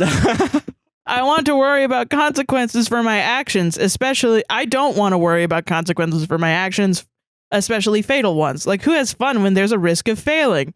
If you allow a TPK to happen, you're a bad DM. Instant red flag that it's an egotist and you should go play Warhammer. I'm here for the romance, to flirt with my fellow PCs, not to die from a katana in the back from a white-haired edgelord. I'm also into talking to the monsters, as they are probably misunderstood when they slaughter villages and raise them into ghouls and have them feed on their kin. I'm sure I can fix them. Like, we don't need to combat that. And like, when your character die, like, how do you replace them? Wow, I did read that right. How do you have a clone or something? It'll be super awkward. And like, do you introduce a stranger into a friend group? Weird, man. Like, that's a waste of my 20-page backstory I worked on. Like, if character death and that vile TPK should by default be a no-go, like, you could talk in a session 0 like you do with any house rule, as D&D doesn't have TPKs or death, and it needs enthusiastic consent contracts from the entire party. Jesus, that went all over the place. Yeah, and so I'm reading this because I want to read the top comment. Okay. because it's a copy pasta that's been edited. Oh, okay. And it was genuinely, as I was reading it, the funniest thing ever. Okay, got it. Because that was like, I don't even know if I agree or disagree with this person's joke. Okay. I'm just going to read this and I'm going to keep going. Okay. All right. No, fine. No, yeah. Let's not comment on it at all. Okay. Don't listen to this guy. TPK parties, kill players, behead players, roundhouse kick a tiefling paladin into a human fighter, slam dunk a player into a trash can, crucify filthy players, defecate into a player's weed bong, launch gnomes into a flaming sphere, fry players in a cook's utensils, toss half-orcs into active moonbeam, urinate into a rogue's raspberry mead, stunning strike sinners into a fault, twist freedom hippie druids' heads off, report warlocks to the witch hunters, karate chop dice in half, curb stomp pregnant animal companions, trap sorcerers in limbo, crush pizzy wizards in a gravity sinkhole, liquefy clerics in a fruit punch, eat players, dissect players, exterminate rangers in the cloud of daggers, stomp bard skulls with winged boots, cremate multi-classers in the nine hells, lobotomize homebrewers with the banhammer, mandatory zombification for good aligned characters, grind barbarian fetuses in Maximilian's earthen grasp, down artificers in the sea of fallen stars, vaporize blood hunters with a fireball, kick veteran players down the stairs, feed players to manticores, slice players with an axe. Oh, okay. Well, I asked way too late. Kick veteran players down the stairs is my favorite one. That's a copy pasta from what? All right, I'll read it again. No. Don't listen to this guy. TBK parties, kill players, behead players, roundhouse kick a tiefling paladin into a human fighter, slam dunk a player into a trash can, crucify filthy players, defecate into a player's weed bong, launch gnomes into a flaming sphere, stir-fry players in a cook's utensils, toss half-orcs into active moonbeam, urinate into a rogue's raspberry mead, stunning strike sinners into a fault, twist freedom happy druids' heads off, report warlocks to the witch hunters, karate chop dice in half, curb stomp pregnant animal companions, trap sorcerers in limbo, crush pizzy wizards in a gravity sinkhole, liquefy clerics in a fruit punch, eat players, dissect players, exterminate rangers in the cloud of daggers, stomp bard skulls with winged boots, cremate multi-classers in the nine hells, lobotomize homebrewers with a banhammer, mandatory zombification for good aligned like cares. Dog Free or something? Like, what the fuck is this from? Grind barbarian fetuses in Maximilian's earthen grasp, down artificers in the sea of fallen stars, anything like vaporize blood hunters with a fireball, kick veteran players down the stairs, feed players to manticores, slice players with an axe. I've never heard anything like that before. No. This guy TBK parties, kill players, behead players, roundhouse kick a tiefling paladin into a human fighter, slam dunk a player into a trash can, crucify filthy players, defecate into a player's weed bong, launch gnomes into a flaming sphere, stir fry players with a cook's utensils, toss half-orcs into an active moonbeam, urinate into a rogue's raspberry mead, stunning strike centers into a fault, twist freedom happy druids' heads off, report warlocks to the witch hunters, karate chop dice and half, curb stop pregnant animal companions, trap sorcerers in limbo, crush pizzy wizards in a gravity sinkhole, liquefy clerics in a fruit punch, eat players, dissect players, exterminate rangers in the cloud of daggers, stomp bard skulls with ringed boots, cremate multi-classes in the nine hells, lobotomize homebrewers with a banhammer, mandatory zombification for good aligned characters, grind barbarian fetuses and Maximilian's earthen grasp, down artificers in the sea of fallen stars, vaporize blood hunters with a fireball. Kick of veteran players down the stairs, feed players to manticores, slice players with an axe. All right, it is funny. Is it funny now? It's been... If I read it again, it will be funny? No, it's been funny. I never said it wasn't funny. I've never... But you didn't laugh, so that doesn't mean... I was chuckling to myself, dude. It's on the fucking camera, dude. It's on the fucking camera, dude. If only we were recording this or something, and you just heard my slight little chuckles as it was happening. Like, come on. Come on. It wasn't the guffaw I expected. I'm sorry I didn't meet your expectations. We can talk about this in the next quarterly meeting. Thank you. Yeah, you're welcome. Ads? Don't listen to this guy. TBK parties, kill players, behead players, roundhouse kick a tiefling paladin into a human fighter, slam dunk a player to a We're going into ads, by the way. Crucify so you're going to hear players, defecate going to players, weed bong, launch gnomes into a flaming sphere, it's going to happen. Players in a cook's utensils, toss half-orcs into an I actually don't think she's being allowed enough to get past the noise gate. raspberry meat. Stunning strike centers to a fall. Twist freedom. Happy druids heads off. Report warlocks to the witch hunters. Karate chop dice in hell. I don't know what the point of this Curb is. stomp pregnant animal companion trap sorcerers in limbo. Am I like actually fucking up or something? Crush, Like this is not. wizards This is like an actual question. I'm not trying to joke around right now. I actually want to know if I'm like being players, like exterminate weirdly, rangers in the cloud of daggers. Stomp bard skulls with winged boots. like how much of a whoosh is this over my head right now? Cremate multi-classers in the Nine Hells. Lobotomize homebrewers with the band hammer. Mandatory zombification for good aligned characters, grind barbarian fetuses and Maximilian's earth and grass. Down arbiters in the sea of fallen stars, vaporize blood hunters with a fireball, kick veteran players down the stairs, feed players 2 manticore, slice players with an axe. Ads. Welcome to the ad break. Welcome. Hey, are you enjoying this podcast so far? I know I am. Yes. Cool. Then you better like, comment, subscribe. Hit that goddamn bell to get notified when we post new podcasts, and also rate us 5 stars on Apple and Spotify podcasts. By the way, thank you to everyone who has been doing 5 stars on Apple. I've been reading them. They've been really nice. Thank you so much. And if you want to leave a nice message for us to read on the podcast, you can go over to buymeacoffee.com/APWSTR and we'll read it. Yeah. And we got 3 coffees this week, so thank you all very much. Yeah, thank you. And I got a call from a private number because they want my fucking money. They want my fucking money. That's the mafia, guys. You guys, that's why I need to go to buymeacoffee.com. Yeah. All right. So, Nikki bought 5 coffees. Thank you. Thank you, Nikki. I found you guys sometime last summer, and I cannot emphasize enough how much you guys helped me out. I started school back in 2018, and I just graduated in May with a doctorate of pharmacy, 2 years undergrad, 4 years grad. Wow, congrats. Yeah. The entire last year is 40 hours a week of rotations, parentheses, internships, that last for 6 weeks each. On top of that, I put together a poster presentation, applied to residency, got a house with my boyfriend, and did all of the other things in life. Wow. That's crazy. That's a lot, yeah. Yeah. At the start of my rotations, I was dealing with some pretty bad burnout. I could get the rotations done, but to do anything else felt impossible. My boyfriend works the opposite shift than me. Opposite. My boyfriend works the opposite shift than me, and I don't do much when I'm alone. I've only ever been able to complete tasks if I stress myself out enough or if I have enough stimulation so I forget how boring tasks are, like doing the dishes, laundry, cooking, etc. I totally feel that, honestly. No, that's so I need real. music or at least something on, yeah. Yeah, real. I've been on Wellbutrin about 1.5 years, but it can only help so much. Fair, I get that. Also true, yeah. Yeah. This is where you guys come in. Having your podcast on allowed me to get normal tasks done, but also a few things that I enjoy occasionally, like going on walks or going to the beach. You guys have helped me through life, but also through my rotations. Sometimes I had some tedious tasks due for the rotations and I got them done. I also applied to over 10 different residencies, each required a specific letter of intent. All got done because of you guys. Thank you. Thank you. Nice. Anyways, I found out that I matched at a residency back in March, and I just passed both my NAPLEX, North American Pharmacy Licensure exam, which is a 6-hour exam, and my MPJE, Multi-State Pharmacy Jurisprudence examination, Nice. which is only 3 hours.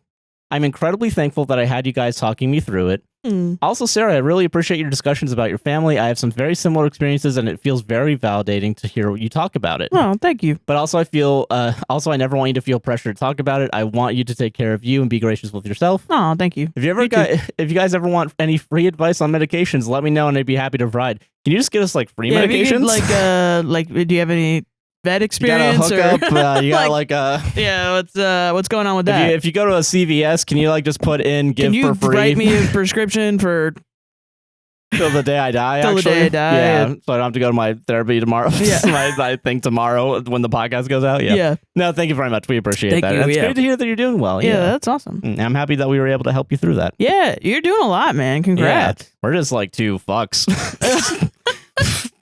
Don't do shit. I don't know. Taking care of our cat. That's it. Yeah. Shyly bought 3 copies. Thank you very much. Thanks, Shyly. I found you guys on TikTok at the beginning of this year and have been listening to your full podcast for a few months now. Nice. I really enjoy your media commentary, especially on the ones you think people won't want to listen to, like the last 2 podcast episodes. Thank you. But also enjoy your takes on the Reddit posts and your willingness to share personal experiences. Oh, thank you. I'm a manager at a fairly small humane society, and I play your podcast a lot at work while I'm cleaning to help pass the time and keep me on track. But also as background noise for the animals. Hell yeah. Nice. Your podcast is the only one that I found is equally entertaining and also soothing enough that it can help the animals feel like they are in a normal environment. Oh, thank you. So nice. I don't know how. I feel like we yell all the time. Yeah, me too. Chaotic. I don't. Yeah. Definitely don't go to my streams because that's where I get real mad. Mm. It helps that you guys keep it fairly clean. That I don't understand. That's a lie. So if members of the public come in, I don't have to rush to turn it off. I guess we don't curse every other sentence. I guess we're not the worst. People have said that about me though, that I curse every 2 seconds. I don't know, man. I feel like I just talk like a normal. Yeah, me normal too. Me normal talk. Anyway, I just wanted to thank you guys for giving me that little boost on long days and thought you would like to know that you're helping to make animals in the shelter feel a little less stressed. Thank you. P.S. I appreciate your low-key advocacy for not allowing pet cats to free roam outdoors. Yes. Beyond the human risks of your cat being stolen or hit by a car, there are risks of other predators, disease/parasites, and simply getting lost in factors as well. And ecological, they could destroy the local ecology as well. For sure, yeah. In my opinion, responsible pet owners should never leave their animals unattended and or not contained while outside. I agree. I agree with that too, yeah. Yeah. Don't get mad as everyone else. The vet said it. I mean, most vets do. Like, every time we go to the vet and they're like, is she an indoor or outdoor cat? And we're like, say indoor. No, indoor. Like, we do not let her outside. And then they have a like, oh, thank God. And then they go, oh, no. Do you have any plants? And we're like, no. And they're like, oh, Jesus. Oh, it's going to be an easy day. Thank God. Thank God. You know? And I'm just like, anything to make the vet's life easier, TBH. Nah, I love my pet outdoors, and also I just like growing poison ivy all the time. Yeah, like I don't understand. I mean, I just don't get it. I was never raised with I mean, you know, maybe I'm a city gal. Yeah, but like I know they're farmer cats or whatever. Yeah, but like I feel like being in a dense urban environment, like where cars are driving all the time, like. But I feel like I've interacted with more people that are like, but they're bored. I'm like, none of you fucking play with them. Yeah, you can take care of them, actually. What, are you just not... They want to be outside. I'm like, they want to look outside, but they also want to fucking jump off like 9-foot story shit. Yeah, I think they want to be alive more than anything else, actually. Yeah. They don't know it, but they want to be alive. They're not God. They're essentially lifelong toddlers. Yeah. That's what makes them cute. So, like, get fucking used to it, guys. I'm not 1,000% sure, but I almost think Fox bit her own abscess open. Yeah, honestly, that is not... There's a greater than 0% chance that's real, yeah. Yeah, you're right. She could have killed herself. Crazy. She could have, yeah. On accident. On accident. She's not dead, though. So she's not dead. But holy crap, is it hard to keep this fucking cat alive? Yeah, really. She's a fucking dumbass. Very fucking difficult, yeah. Jesus. Thank you for those coffees, though. We really appreciate it. Thank you. This is what your coffee bought. Final coffee comes from, this person references me getting the name right, and I don't remember the pronunciation, so we're just going to go with it. Sorry. Jana or Jaina?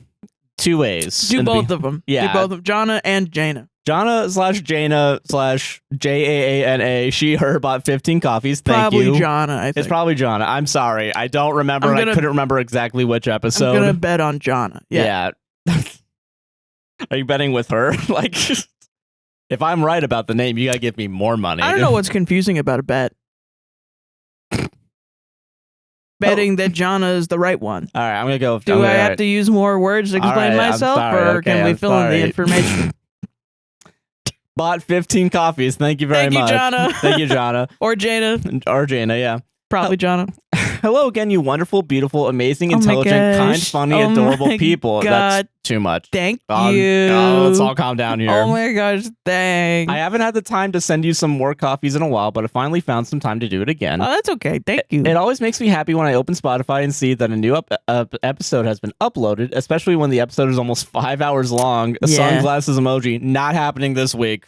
I'm gonna try not to make that happen this week. I'm sorry. It's not against you. Josh says this, but we've had 3 coffees, and I swear to God, it's been 15 minutes. Yeah. P.S. Don't stress too much about how my name is pronounced. You did just fine last time. Lol. Peace. Peace song emoji. Thank you very much. Thank you. I'm gonna freak out. You made it. I'm anxious. I'm just an anxious kind of person, but yeah, thank you very much for those coffees. Yeah. If you want to buy our coffee, you can go over to straightovercoffee.com. Got 2 blends. I got a morning blend. It's caramel flavored Brazilian bean medium roast. Sarah has a chaos blend Colombian bean dark roast. It is 16 for one, 28 for the combo for one of each. You can go again to straightovercoffee.com. It'll be down in the description as well as in the cards. It's really good. If you want to join our Patreon and support during like times where we can't really do podcasts, but you want to get exclusive content, ad-free releases, and early releases when they come out. Access to the Discord. And access to the Discord. You can go to patreon.com. Yeah, and the book club, which we're doing this week, I think. Next week? Yes, next week. Yeah. Yep. And we're reading the yellow wallpaper, so we'll be talking about that. Yes. It's patreon.com/APWSTR. And it's only $1 minimum. There's $1, $3, $5, and $10 tiers. You can do it for yearly. You get $1 and $3 tiers, also have a week free trial. And if you do the $5 and $10 tiers, you get your name added at the end of the podcast, in the video, as well as in the description. Let's go. Is there anything else? Oh, there's still Palestine links down below, as well as Congo and Sudan links. They're available down below, as well as in our link tree. There is, I have mentioned it earlier in the episode, all the computing links. I'll make sure that the team name for a podcast will save this on Folding at Home is there, as well as for mapping cancer markers, which is part of World Community Grid. Yep. Highly recommend looking into it. We also have merch.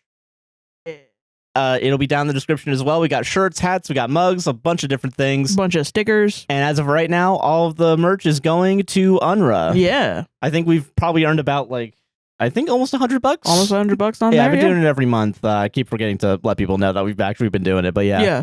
But yeah, they're all down in the description. Everything else is down in the description as well. Our personal stuff, the twitch.tv/a guy nicknamed JC. Subscribe and support, please. Thank you. Yeah. And enjoy the rest of the episode. I think that's everything. Oh, and APWSTR Gaming. If you're like, what the fuck, you guys didn't upload this week? We do like hour-long shit most of the time. We took last week off because it was just that crazy, but we usually have about 3 hours every week of just us playing games and talking over it. Yep, and it's out Monday, Wednesday, and Friday usually. Some of them are even podcasty, if I'm honest. Honestly, most of them are just like mini podcasts more than anything else. Yeah. So yeah, go check it out. Cards are up here. Description down there. Enjoy the rest of the episode. Yeah. All right, it's fucking Reddit time, dude. It's the goddamn bread butter combo. Bread butter combo. That's what I get when I go to Wendy's. The bread butter combo. Number 7. What are you saying? So what stories you got, Sarah? All right. This one's called Mountain Dew. It's from r/teachers. Okay. You tell me if this is a real or fake story. And I'm not saying that this shit is AI. I'm saying this is a homegrown Simpson stuff ass Reddit story. Awesome. I love creative writing no matter what. So. Yeah, let's go, On Friday during 4th period, I confiscated a Mountain Dew from a student and put it on my desk. Okay. My next class filtered in and a student that's an IEP carrier with a BIP started laughing maniacally. The student is known for standing on tables and throwing heavy things at students. I said, "What?" He pointed at the Mountain Dew and said, "That stuff shrinks your balls." So does vaccines. Did you know that, Teach? Joe Rogan told me. Joe Rogan told me that when he had Nicki Minaj on or whatever the fuck, yeah. I said, "I know. My doctor told me to drink 2 liters a day." Saying he's got huge balls. So the doctor prescribed the Mountain Dew to shrink his balls. I get it. Yeah, it's sort of writing it down on the prescription pad and then going to your CVS like, "Hey, do you got Mountain Dew back there?" And then they're like, "Fridge over there, idiot."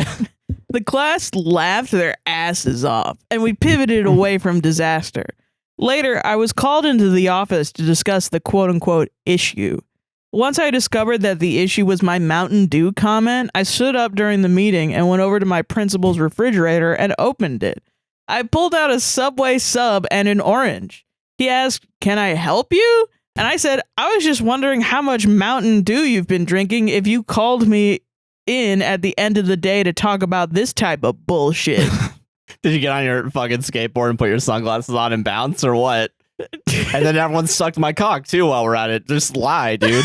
I walked out of the meeting and at the door, he said that the meeting wasn't over. I told him that he pounded sand for a living. And that's why I'm hitting rocks, baby. Getting the fuck out of this town. All my stuff is paid for. Figured it's time to sell the house and go traveling for a few years. We will see what happens next, but I could give 2 shits. all the comments are, and that man's name, Albert Einstein. This is so classic Reddit. Yeah, it's and then everyone got up and clapped. Everyone clapped, and yeah, everyone fucking. Oh God! Did the principal clap on your way out? The whole school clap. It's like one of those. And then you woke up, and it's all. Listen, we can make fun of it because it's other teachers. Saying this but shit. Also, it's. I'm thinking of like those Onion comics where it's like the Statue of Liberty crying in the corner. Like, oh yeah, the fake. It's the. I love that guy. Ungrateful principal, big balls, making fun of Ben Garrison, or whoever it is. Yeah. Oh God, that's so funny. That shit's so funny. That's so what? Who did? Why would you? That stuff shrinks your balls. That stuff shrinks your balls. That's why I drink 2 liters a day. What the fuck are you talking about? Let's learn about math. Like what? So today we're doing parabolic equations. Like my balls. So if you do a cube, you get I'm just thinking about it in Community where it's the Meow Meow Beans and he's doing the stand-up comedy. He's like, how about them apples? And he's walking around, he's like, fuck. Where it cuts out the whatever. Yeah. The comedian. God, people are fucking funny, man. Comedy is not dead, guys. No, it's on Reddit. It's on Reddit, and it's because people want you to think that they're cool. But they want you to think that they're cool Time to sell the house. Time to sell the house. I got my house all paid for. My cock's 9 inches long. Yeah. My wife gave me a sandwich braless. Unasked for. Christ, God bless, man. I thought I would open it up with that. There's only 250 comedians left, and that's one of them, dude. Why mention the kid with an IEP? Yeah, the like, IEP come on, didn't even come that up. doesn't matter. Yeah, it's like, I thought it was gonna be when I read this for the first time. I was like, oh, it is a kid like. Is he gonna throw the Mountain Dew at someone, well, or like? Because all these ones about IEPs, they're like it's teachers complaining about how ridiculous an IEP is, which I'm sure there are some. But like, it's like, what are the odds that this was supposed to be put into like teacher circle jerk or something? It just got to the wrong just on one. accident. Yeah, just the wrong one. Well, for sure that r/teachers circle jerk, which I don't even know if that exists, but it probably does. Yeah, is like it does now. It has a post that's just a link to this post, and the text is out jerked again. Out jerked again. Yeah. A slash unjerk, yeah, whatever the fuck, yeah, or that shit always happens in D&D circle jerk too, where people will comment, like, here's the special sauce, and it's just a link to the D&D subreddit, yeah, where they essentially just copy pasted insane bad shit posts from r/D&D. Yeah, and like I think regular circle jerks sometimes hit it, sometimes miss. Yeah, but like it is really funny when like you see the popular thing and it's almost a copy paste. Yeah, like underneath it is always pretty funny. That's happened a couple times, I think. I can't remember exactly when, but no, there was one on D&D circle jerk that was the original one in D&D, whereas a DM had a barbarian, and then it was a bunch of other people, like a bunch of other casters, and it had a wizard that ended up being like what's called a glass cannon.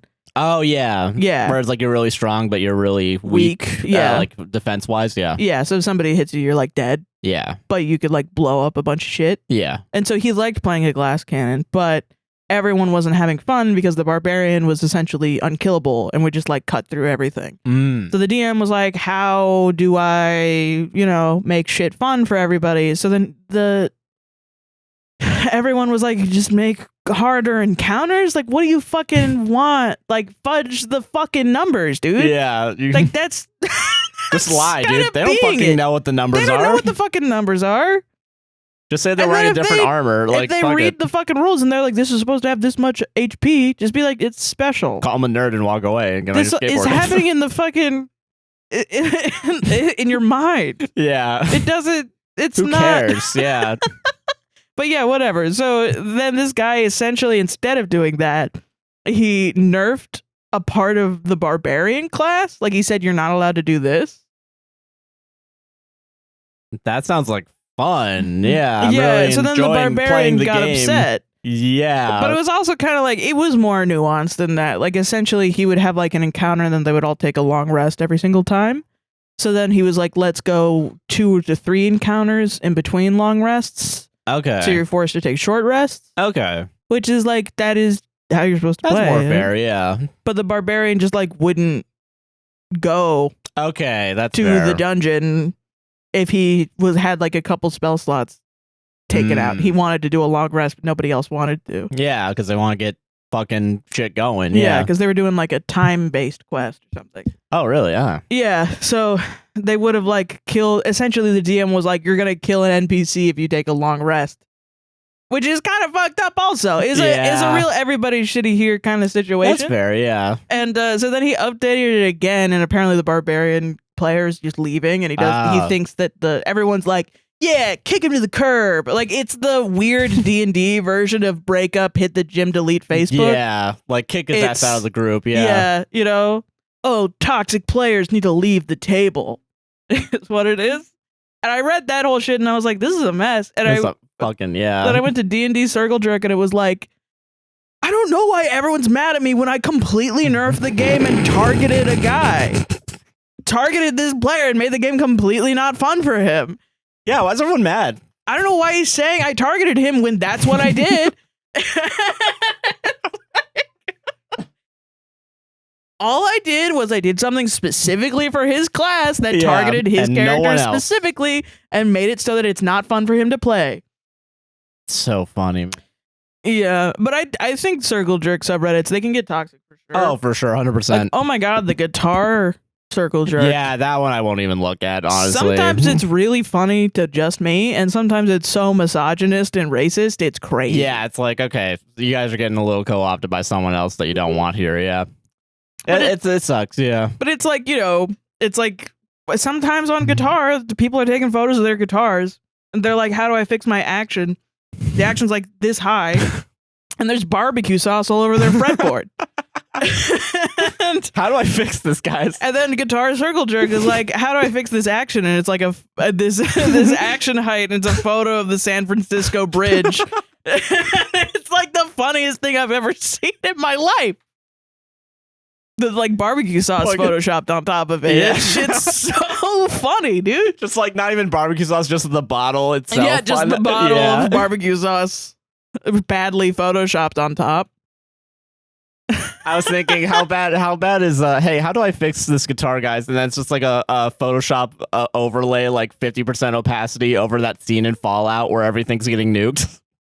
Guys, how do I fix this? Yeah.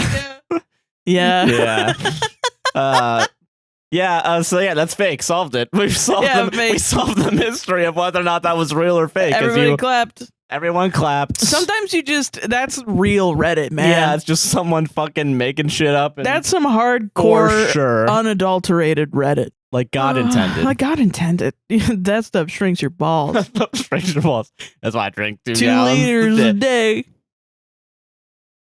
All right. Let's talk about the Ottoman Empire. Mitochondria? Guess what that is? The powerhouse of the cell. Like I'm the powerhouse of your fucking lives because I'm so cool and so cool and hip. It's fake as fuck. It's so funny. Ever have a cool teacher?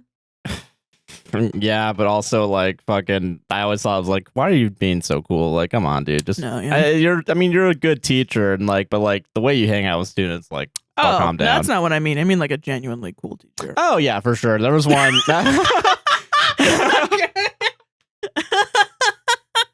No, that's what you're describing as a loser. Yeah, an adult that hangs out with children for no reason. My psych teacher was really cool. Yeah. Oh, cool. Yeah, he was a cool guy. He like didn't bullshit. He cursed all the time because it was AP psych is what we were taking. So it was like he was like not fucking around. Ironically, I think that's the only class that I did the AP test for and I actually like got points for it. Oh, that's cool. Yeah, because I actually gave a shit. Yeah, sometimes that can help. I had a bunch of teachers that were thought as cool, but then they just hung out with a bunch of students. Yeah, and I was like, that's not cool. Right, that's weird. Yeah. But in middle school, I had a geometry teacher who was old as fuck, thin in hair. Oh yeah. Not even really old as fuck, like 50. But we were all 12, so we think that's old, And he matched he had like the entire rainbow of Converse. He had like every color of Converse known to fucking man. And so he would match his Converse to his outfit every day. And that was a huge fucking hit. Everybody loved it, dude. I think that's cool, but also, like, I'm not gonna, like, suck his dick about it. Like, I think no, he was so, like, the way he acted about it was nonchalant. Okay, but everyone else was, like, freaking out. Like, yeah, okay. Well, because, you know, it's public school, so everybody, you know, there's a bunch of kids that are really into shoes and shit. Yeah. So they would be like, oh, and Converse at the time were so big. Were so huge. I feel like, are they still? I guess, like, maybe. I hope so. I mean, I hope so for teens. They're like the teen shoe to me. Yeah. Know what I mean? I do want to get back into Converse, if I'm being honest. Like, they just feel nice. Do you think there's an age where you age out of Converse? I don't know. Because I kind of think if I wear Converse today, it's like I feel a little weird. I get it, but also, like, for me, it's just like they're the most comfortable because they just, like, hug my foot. Like, that's the only reason why I really want them. Like, I like a tight shoe. Yeah. I guess my only thing is, and maybe this makes me old. Like, maybe I've gotten old, you know? Yeah. Arch support. Where is it? No, I get it. You're not wrong about that. Get Dr. Scholl's. Well, yeah, but then I'm old as fuck and or a nurse. That is fair. Yeah. Know what I mean? I get that. Yeah. Yeah. But anyway, you know, he was really cool. He would show up and then people would be like, whoa, your Converses match your shirt. And then they realized that he would do it every day. And they were like, whoa. And he was like, can we please learn triangles teach you guys today? Fuck. I want to teach you guys about triangles. Trigonometry is important, guys. He would also really dunk on kids. Like, you know, they'd be like, hey, mister, I have a question. He'd be like, you just asked it. Can I ask you a question? You just asked it. Yeah, I got him. They got skateboarding. No, I'm joking. No, that's fine. That's cool. No, yeah, he was cool. Yeah, nice. Hell yeah. But I do think that was the only cool teacher I ever had. I think I had a couple. I just can't think of them on the top of my head. That psych teacher was for sure the coolest, though. Yeah. Yeah. Leave your cool teacher stories down in the comments down below. And don't forget to like, comment, subscribe. Okay, so contractual obligation. Ironically, I didn't mean for this to happen. There's two of my stories that have like contracts in them. No, like brands, like very specifically mentioned in them. Oh, so okay. it kind of is in theme, as in like I gotta talk about these brands, guys. I'm sorry. Listen. Okay. But yeah, Weird. so yeah, it's interesting. But yeah. Yeah. But also, like, there's only for this next one, there's only like 3 companies, so I get why you'd like. It's not really that big of a fucking deal, but we'll get to it. Okay. Am I the asshole for laughing at my parents for an impossible mix-up? Okay. We were staying with my parents for 2 weeks, and my daughter Lizzie is a vegetarian. We bought some impossible beef and was going to use it for a later date. My whole family gives Lizzie a hard time for being vegetarian, but she has been one for almost 10 years, from 6 to 16. I have gotten all kinds of hell around the holidays because of things Lizzie wouldn't eat because it had chicken broth or bacon fat in it. I went to the freezer one day to thaw Lizzie's meat for burgers that night. It was gone. My mom refused to get cataract surgery and somehow made the whole family Lizzie's, quote, gross fake meat, and not one person noticed. Aww. It was funny, and I told my daughter and my family and laughed at them. My dad got extremely angry at us because he always talked shit about grilling Lizzie's burgers and calls them gross. There was 2 meals that week that it could have been a meatloaf or taco meat, and no one noticed. Huh. My dad is calling me an asshole, saying, how could we be so careless, and someone could have gotten sick from eating the fake meat. But it says impossible in large letters on the packaging. So it was my mom's mistake, and no one at the time said the meat tasted any different. Not even my picky ass father. Yeah. So how judgmental are they of Lizzie? Aw. Then Dad refused to have the fake meat in the home because of that, and instead Lizzie ate a mushroom burger. But I told him I think he's overreacting to this, but he told me I could stay in a hotel because I played a mean trick on everyone. He was grumpy with You weren't even involved. He was grumpy with both Lizzie and I for the rest of the vacation. No, that's hilarious. That's awesome, dude. Dude, your dad is Mr. Magoo. Yeah, your parents not being able to see the big impossible fucking logo. I feel like it is our right as children of parents. Yeah, to like laugh at them when to make fun of them a lot. To make fun of them a especially if lot. they're being shitty about like your dietary choice. You weren't even involved in this. You weren't even involved. Like you let it out to thaw, and then your mom was like, yo, that's meat, dude. The most that you did was you bought the food because you're being considerate for your sister who's a vegetarian. Your daughter, yeah. or your daughter. Yeah. I don't know. I don't listen. But yeah, you're being considerate or whatever. And then your parents like took her meat completely. We're just like, fuck it, I'm gonna cook this shit. I'm not even tacos, looking. Let's make some fucking, you know? I think it's a little sad that your mom won't get cataract surgery. That's a little sad, yeah. I will say cataract suck ass. Yeah, no, I get that. Yeah. But it is really funny to like go like a couple days eating the fake meat and then not noticing, because I'm not gonna lie, like I feel like I've been able to notice, but it's also like so similar that it doesn't matter. Also, if you season food, it doesn't really, who fucking cares? Yeah. I mean, yeah, I would eat an Impossible Burger over a burger that's not seasoned for sure. Yeah, 100%. 1000%. Yeah. I've noticed in that it tastes better. Yeah, honestly, there's been some times where it's like, yeah, this is pretty good actually. Yeah. Like, I think all of them have been like, I think Beyond is also good. I know there's a couple of like even companies. Vegan cheese, the only thing I've ever eaten that was like not, that was like a dietary thing that I didn't like was like I had a gluten-free brownie one time. Yeah, and I'm willing to bet now, because like, I could probably make a gluten-free brownie. It would be fine. Yeah, and honestly, I think like technology has gotten better in like food processing to make things taste better if they don't have certain things in it. Like, I don't know why people get so upset about other people's diets, man. Yeah, it's like, come on, dude. Like, chill, dude. How it's un-American to eat Beyond. Unless they're like putting themselves in danger. Yeah, or whatever. Which even then, I'm like, you're not, unless you're a doctor or a nutritionist, how do you know? Yeah, true. Unless it's like glaringly obvious that they're like, I'm gonna eat a knife, then yeah, you can get upset. But like, other than that, it's like, what are you doing? Yeah. Why are you upset at somebody with the way that they eat? Yeah, it's like, that's crazy. Yeah. It's not even, you're not eating it, so who fucking cares? Who cares, man? And also, like, if you eat it and not know that it's there, and you eat it for like 3 days, you're not sick at all, and like it tastes the same as the other meat. What if somebody could get sick? You're crazy. What are you talking about? You're so silly. Is it? Because I mean, okay, so because it's plant-based, so there is still like, you can still like get sick from it, but like, is it? Yeah, I bet. Would it be safer than like if you accidentally like undercook meat or something? Well, I don't know. That's a question for people that know things, Joshua. Yeah, that's fair. And I do not. But I don't know. It's interesting because, like, I mean, it might just be about the same danger level, honestly, more than anything. But also, if it's the same danger level, fucking who cares? Like, well, yeah. I mean, like, I eat medium rare burgers, and I don't know. Technically, yeah, they have to put that warning where it's like, oh, you can. But I'm sure there are things in beef that are like, can make you sick if you don't cook it properly, for sure. That's true. Yeah. But like, I mean, the thing that I'm like, I cook chicken all the way through. Yeah. And like, maybe sometimes, I mean, not even really fish. It depends on the type of fish, I guess. Yeah. Because like, I've eaten salmon raw before, and it's awesome. I mean, yeah, like sushi has that too. Baller. Like, yeah. So, yeah, true. I don't know. It's just wild. Fucking talk to professionals about that. Don't listen to podcasters. Yeah. No. Don't take our shitty advice where we're just shooting the shit. That makes sense. Like, definitely, if you guys want to, definitely give like fake meat a try, quote unquote fake meat, like plant-based meat. Yeah, it's good. They're decent. Beyond Burger, Impossible Burger. Any of them, honestly, any of them. We used to go to Burger King all the time and get the Impossible Beyond. Yeah, I would get one. that, like, because I was trying to be more conscious about like eating meat. Yeah. Oh, there was that one time.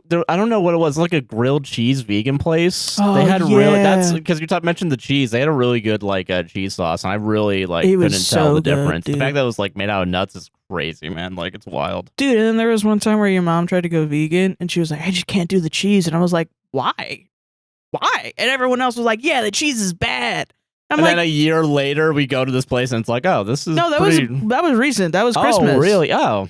Yeah, and I was like, what have you eaten? Oh, so she just hasn't been paying attention to anything? Or maybe we just accidentally tasted the god nectar. Yeah, maybe all the other ones suck, and maybe we just got the one good one. Yeah. Yeah. The one good vegan cheese is apparently in Orlando, Florida, at some strip mall. I don't remember which one. You're not going to see that shit in a fucking best restaurants of Orlando. God damn it. Ridiculous. But yeah, solved it. This next one's... I really chose a bunch of funny ones and not real ones. Sorry. And you were like, Josh can handle being on all the TikToks. I mean, this what do week. you listen to the show for? To laugh? Yes. No, I listen to cry. Well, then cry to the grief part. Yeah. Now it's the laughing part. Jeez. Okay. All right. Yeah. Okay. My son is lazy, obese, and completely ungrateful. Am I the asshole for leaving him to focus on myself for a change? What? This is a shit post, okay? Okay, this is a shit post? This is a shit post in case you turn this into a TikTok and they're like, what the fuck? Yeah. No, this is a shit post, all right? Okay, this is from Am I the Angel, which is the shit post subreddit of Am I the Asshole. I was like, whoa, holy. So leave that in there so everybody knows, okay? Okay, if that's the case, I think I actually saw the one that this is based off of. Oh, really? I think there's one that's based off of that, yeah. But okay, we can continue. I just thought this was a funny joke. It sounds funny, though. Okay, you have to guess what OP is by the end of this. Okay. I'm a single mom to one boy. He was the product of a one-night stand and dad has never been in the picture. He was a joy to raise during the early years. Seriously, he was the cutest baby. But his lifelong obsession with food has spiraled into childhood obesity and a major attitude problem. The first thing he does when I come home from work, I just realized work is really funny. Come home from work is loudly demand that I feed him, and he won't leave me alone until I give in. So is it a baby bird? No. Like with worms? Oh, damn. But you're close. He has zero appreciation for how much I've sacrificed for him. All he does is lounge around the house, inhale snacks, and then whine at me until I bring him more food. I've tried getting him to be more physically active by taking him along when I go swimming. Parentheses, my only hobby. Penguins? No.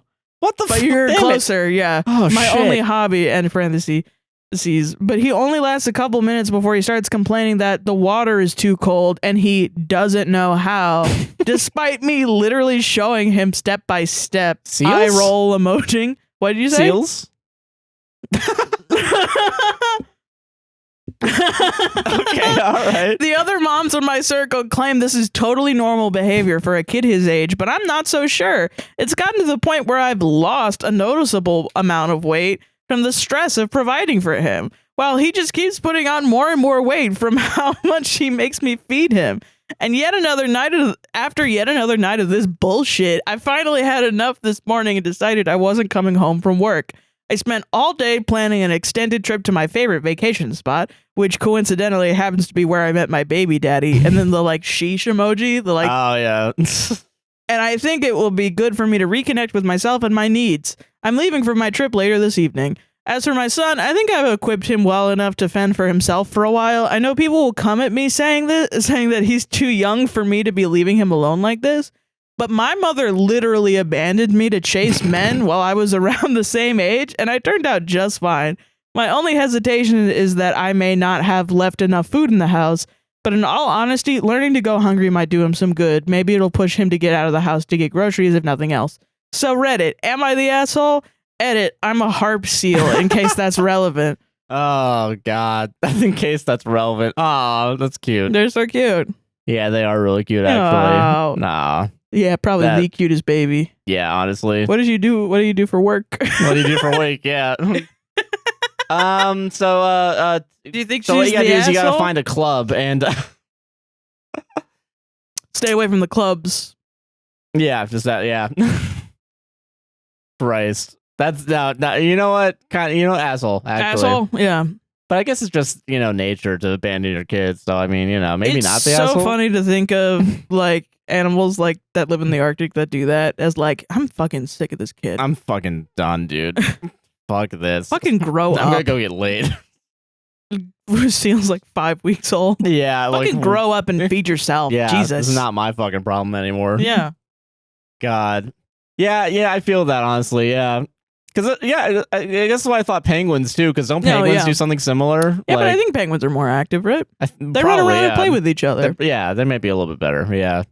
Interesting. Yeah. I like that. That does bring me joy to hear that, honestly. Yeah. Was there a post based on that? I don't know, because I remember I scrolled. I thought it was just making fun of seals. It might be, because I was scrolling by and I think there was something about someone being overweight, and I don't know if it was just I thought it was something similar, but I could be completely wrong. Yeah. But also I wouldn't be surprised because I feel like I saw a bunch that were just fucking talking about people's weight, and I was like, what's going on, Reddit? Last 2 weeks ago, you guys were talking about fucking hitting everyone. Everybody was hitting each other. I don't know what happened last week. I wasn't fucking looking. No, I don't All I know it was fucking I think that's why I chose a lot of funny ones this week, because sometimes I just can't handle the honestly, no, I get it. the escalating of Reddit posts that week. Yeah, It's honestly, just like, fucking, what are we doing? like, why are you guys upvoting this? Like, Yeah, why is everybody like, yay, punching your wife? Like, whoa, what the fuck? I don't take my upvote, good sir. Jeez. That's a nice one though. Solved it. Yeah, kind of. Sometimes you need to chill out. You know what I mean? Yeah, exactly. Let's just chill out today. Let's just fucking chill out. Yeah. All right. Oh, this one. I have a lot of like fucking like people just being fucking weird. If I'm being honest. Oh yeah. Yeah. Am I the asshole for taking my clothes off at the Cheesecake Factory? Yes. Yeah. Contractually obligated to say that we are not sponsored by the Cheesecake Factory. Okay. So me, 23 female, and my boyfriend, 24 male, were celebrating our 1-year anniversary and went out to dinner to celebrate. My boyfriend planned it as he knows how much I love the Cheesecake Factory. I really love their cheesecakes. This becomes important later. Okay. Very important detail. Well, everything was going fine, and we were having a good time until an elderly man at the next table scooted his chair out just as our server was approaching, causing him to stumble and spill hot coffee on me down my back. It was obviously burning and startled me, so I instinctively screamed and pulled my shirt up. Right. I'm pretty small-chested, so I don't typically wear a bra, and obviously I wasn't thinking about that when something hot was running down my back, burning me. So I basically flashed all those at the tables around us. Okay. Yes, I was embarrassed, but at the same time, it's just boobs. Yeah. I pulled my shirt back down right after realizing what happened, but it was up for about 15 seconds. Oh. The server apologized over and over, but it wasn't their fault. It was all just an accident. Well, anyway, after this, my boyfriend wanted to leave, like immediately leave. He said that I was being over dramatic for the way I reacted in the situation, and maybe I was, but it did startle me really bad and it did burn. Okay. Yeah. No. I think this man would leave you dead in a ditch if it embarrassed him. If saving you embarrassed him? Yeah, it's if pretty... he felt a little bit embarrassed, if someone was like, hey, you gotta come over here and do a silly little dance or else I'm gonna leave your girlfriend dead in a ditch. Fellas, is it gay to help your girlfriend and like comfort her when she gets burned by hot coffee? You really emasculated me when you had 3rd-degree burns around your back and you flashed your titties to everybody at the Cheesecake Factory. Can you imagine that person that had the hot coffee spill on them at the McDonald's drive-thru be like, have a person next to them be like, well, it's not that bad. I mean, let's just go. Let's just drive away. Jesus. I'm even trying to think of like the male equivalent. Like if I was at the Cheesecake Factory, someone poured coffee on your dick and you flashed your dick to everybody, I would be like, is your dick okay? Yeah, it's like, yeah, you have pouring hot coffee on you. Do you need to go to the hospital? That's sensitive skin, man. Like, I wouldn't care. We're not going to see any of these people ever again. Yeah, like, fuck it. I feel bad for those people. They shouldn't have to see a dick, but I'm also like, I mean, it's just an accident. It's an accident, and like, you don't want burning hot coffee to stay on your fucking skin if it's all on your shirt. Yeah. That could really hurt you. That could really fuck you up. Yeah. It's gonna get worse. No, man. He told me I had put on a show for everyone in the restaurant, especially since I screamed when it happened and that we need to leave. I told him it's not that big a deal and that I really want to stay to get cheesecake because it's my favorite. I eventually even offered to try and get some to go, and he was dead set that we need to leave and didn't understand why I wasn't mortified. We ended up staying, but for the rest of the day, he kept saying that the men at the tables near us were staring at me and probably thinking about me inappropriately, but I said it wasn't my problem if they're being gross. I would probably be like, damn, is that girl okay from that hot coffee? Yeah, I feel like that's what I wouldn't be like, ooh, her titties. You screamed at the top of your lungs and you had hot coffee burn your skin, and this man can only think about titties? Yeah, like, Jesus. Jeez, man. Dude, fucking a volcano eruption, like, you get caught in lava and like your shirt gets burned off, and a dude just looks and's like, huh, boobies, huh? And then walks away. You know, I mean, like, we're saying a lot of outlandish situations, but like... Also, I'm not what about if you have a kid together and you have to breastfeed? Yeah, like, it's still... That's a realistic situation. Yeah, like... Is he going to be like, no, honey, we can't be in public? Yeah, it's not her fault. People just shouldn't be looking if you're breastfeeding in public. Like, fucking, no one should judge. Guys. Yeah. She's not going to go fuck those guys now that she showed her tits to them. Yeah. Damn, man. Chill out. When we got in the car, he told me I ruined our anniversary for making him sit through that, and we should have just left, and that he can't believe I would choose a piece of cheesecake over his comfortability. We argued in the car the whole way home about it, and now we haven't spoken at all today. Am I the asshole? I mean, yeah, just seriously reevaluate this your relationship. Shit. I'm sorry. Like, I know I'm sorry everybody... that a whole year is gone, but yeah. Oh, it's only 1 year and this guy's acting like this? Yeah. Okay, honestly, I'm sorry. Pretty good. It's still a little early in, like, if it's going to be a long-term relationship. Yeah. I'm glad he showed his ass. Yeah. I mean, maybe, I don't know. It is, like, our first anniversary wasn't, like, epic. Yeah, you're right, huh? Yeah, so I don't know. Maybe if you just go up to him and you're like, hey. But also, I don't think I was, like, if I was in pain, you would freak out. Yeah, yeah. You wouldn't be like, stop being so sexy when you're in pain. And you're going to get all these guys horny. You know, you weren't like that. That's like a different level of shitty boyfriend. Yeah, that's so crazy. Like, that's really bad. I don't know how else to describe it. So wild, man. With these guys, I always think, like, what if the accident was worse? Yeah. What if you were on a motorcycle and you got into a car crash? What if you were an orphan? You know? Yeah. Like, what if you fucking... But seriously, though, it's sometimes you have to think like that, where you're like, this kind of shows me more about his behavior. Yeah, in emergencies than really... Yeah, because you didn't do jack shit. Like, you were, like, actually trying to protect yourself. Which is, like, you know, maybe you don't want a guy that, you know, maybe you feel like you can take care of yourself, you know? Yeah. And you don't care. But, like, the fact that he's putting it on you afterwards to make you feel guilty about... Yeah, like, it's your fault that an accident happened. It's crazy. That's some real red flag shit right there. That's genuinely that. Yeah. Because, like... What happens? You got into a car crash. You shouldn't have been driving that way. Blah, blah, blah. Yeah, this is so like, embarrassing. Whoa. I had to leave my friend. I was playing COD with the boys. And then I had to leave. And now they're telling me that I lost the game. And all because you got in a fucking car crash. It's abusive. That's shitty. It can escalate to that point for sure. Yeah, no, 100%. Yeah. And this is a good story to determine, like, oh, hey, does your boyfriend say, you know, you really embarrassed me when you were upset about your parent dying or your whatever. Does he put that shit on you and, like, make you feel guilty for having a human reaction to something that happened to you? Yeah. Then not good. Not good. That's not actually, the quality of a cool guy and you don't that loves you. You don't have to stick around in hopes that maybe he'll get better. I don't know. He won't. He probably won't. Yeah. He won't. If you don't fucking kickstart him to, like, being like, I'm fucking out, you're a piece of shit. Even if you're young, like, yeah, he might get better or whatever, but do you want to really stick around and fix him? Yeah, no. Yeah. Your time's valuable. Yeah. We only got so much of it, guys. You Come only on, got please. so much of it. Take it from people that have been together for 6 years. Yeah.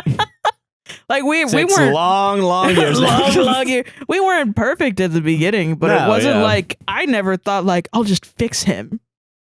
I never thought I didn't think you needed to be fixed. I wasn't thinking like, God, man, just stop fucking talking about the fucking that'd be crazy. Like, yeah.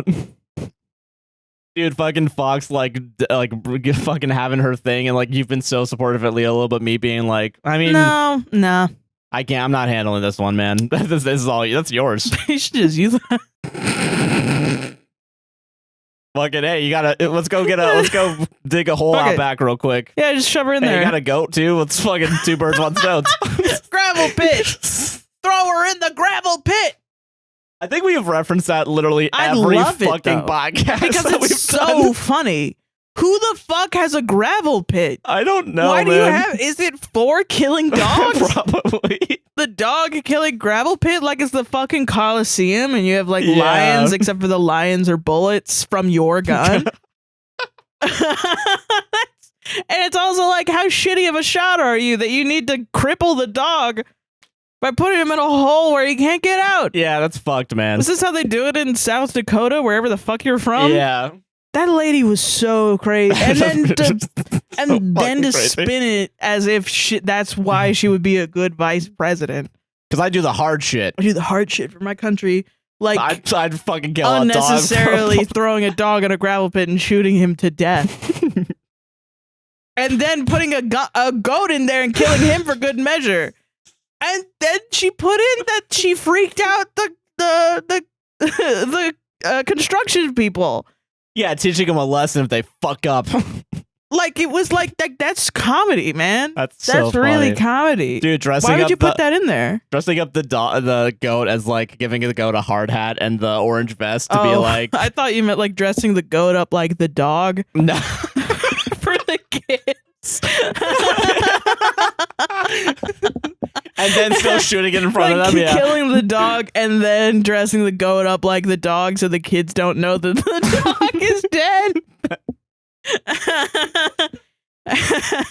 Oh god! Hey buddy, come here! And it's a fucking goat with like floppy, like floppy fleece ears or whatever, like in goats, like a little headband. Yeah, that's so funny. Your boyfriend fucking hates you, and it's not your fault at all. No, yeah, it's not your fault at all. Yeah. Like, I feel like when people say like, oh, he's just not that into you, it makes it seem like there's something wrong with you. Yeah. And it's like, no, he's a piece of shit. Yeah. Not because he, like, not saying like he has to love you or whatever, but like you are witnessing how he treats someone that he doesn't really see as a human being, but only as a sexual object. Yeah. So he thinks he wants a girlfriend that's just a sexual object. So he found you, stripped you of your humanity, will not treat you like a human being or even a friend, only treats you as a sexual being, and then also treats you as like his personal cum slave.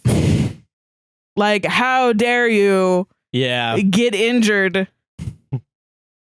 Oh, we're not fucking tonight. Is that what I'm hearing? Oh, God. man, you ruined this anniversary. I'm not gonna get laid, dude. Like, Fuck. he just feels like he can disrespect the fucking shit out of you because he doesn't care about who you are. And the sad thing is, you're gonna break up. You're gonna find a better man. You're gonna have a great time. It's sad on his part or the next girl's part, because then he's gonna find some girl that he magically thinks is like a human being somehow, and she's never gonna know that he treated a bunch of other women like absolute shit. Yeah. God, man. Yeah, it sucks. Yeah. Damn. Cut to classic having 3 kids. Kids go to college. Empty nest. He's not attracted to his wife anymore. Oh, it's like a whole different side of him that I didn't even see. Yeah, because it's always been there. He's never fucking confronted his own shittiness. Yeah. Even if the thing I don't understand about men is I always hear this shit all the time, and it's always men that are just like, yeah, you know, I used to cheat or something, and then like, you know, when I would cheat on girls, it would just be like, I would get mad at the girl I was with because I didn't like her anymore. And I'm like, that's how you treat people you aren't sexually attracted to anymore? Because the people that I am not sexually attracted to, I still treat them like they're human fucking beings. Nah, dude. I still don't emotionally abuse them. Like, what? What are you doing? You're a freak. And then it's always centered around like, well, you have to keep your man happy. Yeah. You have to keep your man. You didn't keep your man happy. Think like a man, act like a woman, ass fucking like. Shut the fuck up. No, men should just treat women like they're humans because they are. Yeah. What? Believe it or not, when you pour hot coffee on human skin, it burns. It burns, and it can actually fuck up your skin real bad. Yes. Do we have to go through the McDonald's lawsuit again? No, yeah, I was going to bring that up because I think a lot of people look at that and be like, oh, that fucking idiot. But also, no, it was bad. It was bad. If you look at the photos of it, it's actually like... It's severely bad. I would sue too, 100%. They were fucking belligerent. You can't serve shit that burns the skin off your customer. It was like excessively... Like, if it hits... Once it hits bone, shit. Dude. Like... You know, I hate how people look at people who sue and they're always like, oh, you just want money. Have you, like, 90% of the shit that people are suing for is, like... reasonable and understandable, yeah. Dude, if you slip in Publix, even if you're like, ooh, I slipped in Publix, yay. You shouldn't be slipping in Publix. No, yeah. Because what if you were an old lady with osteoporosis? Or like some sort of, and you break your bone, fucking spine. And you weren't properly warned that the floor was fucking wet. Yes. Yeah. I don't know how we got there. I don't know. I'm sorry. Am I the asshole for revoking offer of ride to the airport because I felt disrespected? Ooh. My 32 male roommate's girlfriend, 25, asked me to give her mom a ride to the airport, and there isn't many people that can ask. They can ask. I was happy to and declined offers of money. I was checking the date and time with her today, and this is the conversation. 1:30, that is, from September 3rd, Tuesday, to September 4th. That is night. So 1:30 in the morning? Yeah. Oh, okay. And then OP said, that's confusing. Tuesday? Question mark? Oh, okay. I can understand where the confusion, yeah. And then they responded, yes, night. That is confusing. That is very confusing. I know what they're trying to say. They're saying Tuesday night, but it's really Wednesday morning. Oh, okay. Got it. Okay. So he's thinking Tuesday morning. Yeah, like Tuesday 1:30. Yeah. But it's actually Wednesday 1:30, but they're calling it Tuesday night. Okay. Yeah, that's confusing. I get that. Yeah. Yeah. But he's like, the way that they're texting is like very confusing. Yeah, okay. And it's a mom too. So it's like maybe doesn't know how to text. Awesome. Yeah, okay. I happened to mention to my roommate that I thought this was confusing, and he told me it was Wednesday morning, not Tuesday. So I sent his girlfriend a message to confirm which day, and this was the response I got. Damn, what did you read? Everything has already been explained to you. Yes, you go to work on Tuesday, then you come home, and at night from Tuesday to Wednesday at 1:30 a.m. Fuck, you go with her, understand? You drunk? Okay. Whoa. Calm. If that's real, that's fucking crazy. Like, that's such a wild reaction. For someone doing something for you for free? Hey, for your mom. And also asking like, hey, can you please clarify just to make sure I want to do this? I want to do this the right way. Dude, you're a fucking moron. Why aren't you listening to me? It's so weird. Yeah. I told her I was not drunk, and if she's going to be a dick, she can book a taxi. She replied that she wouldn't beg anyone for help. I told her I wouldn't do favors for anyone who talks to me like I'm a piece of shit. My roommate is saying she is stressed and it's not that bad, hinting that I'm overreacting and should honor the offer I made. Nah, fuck that. People are gonna be like kids. Treat them like kids. Know what I mean? No, yeah, it's like...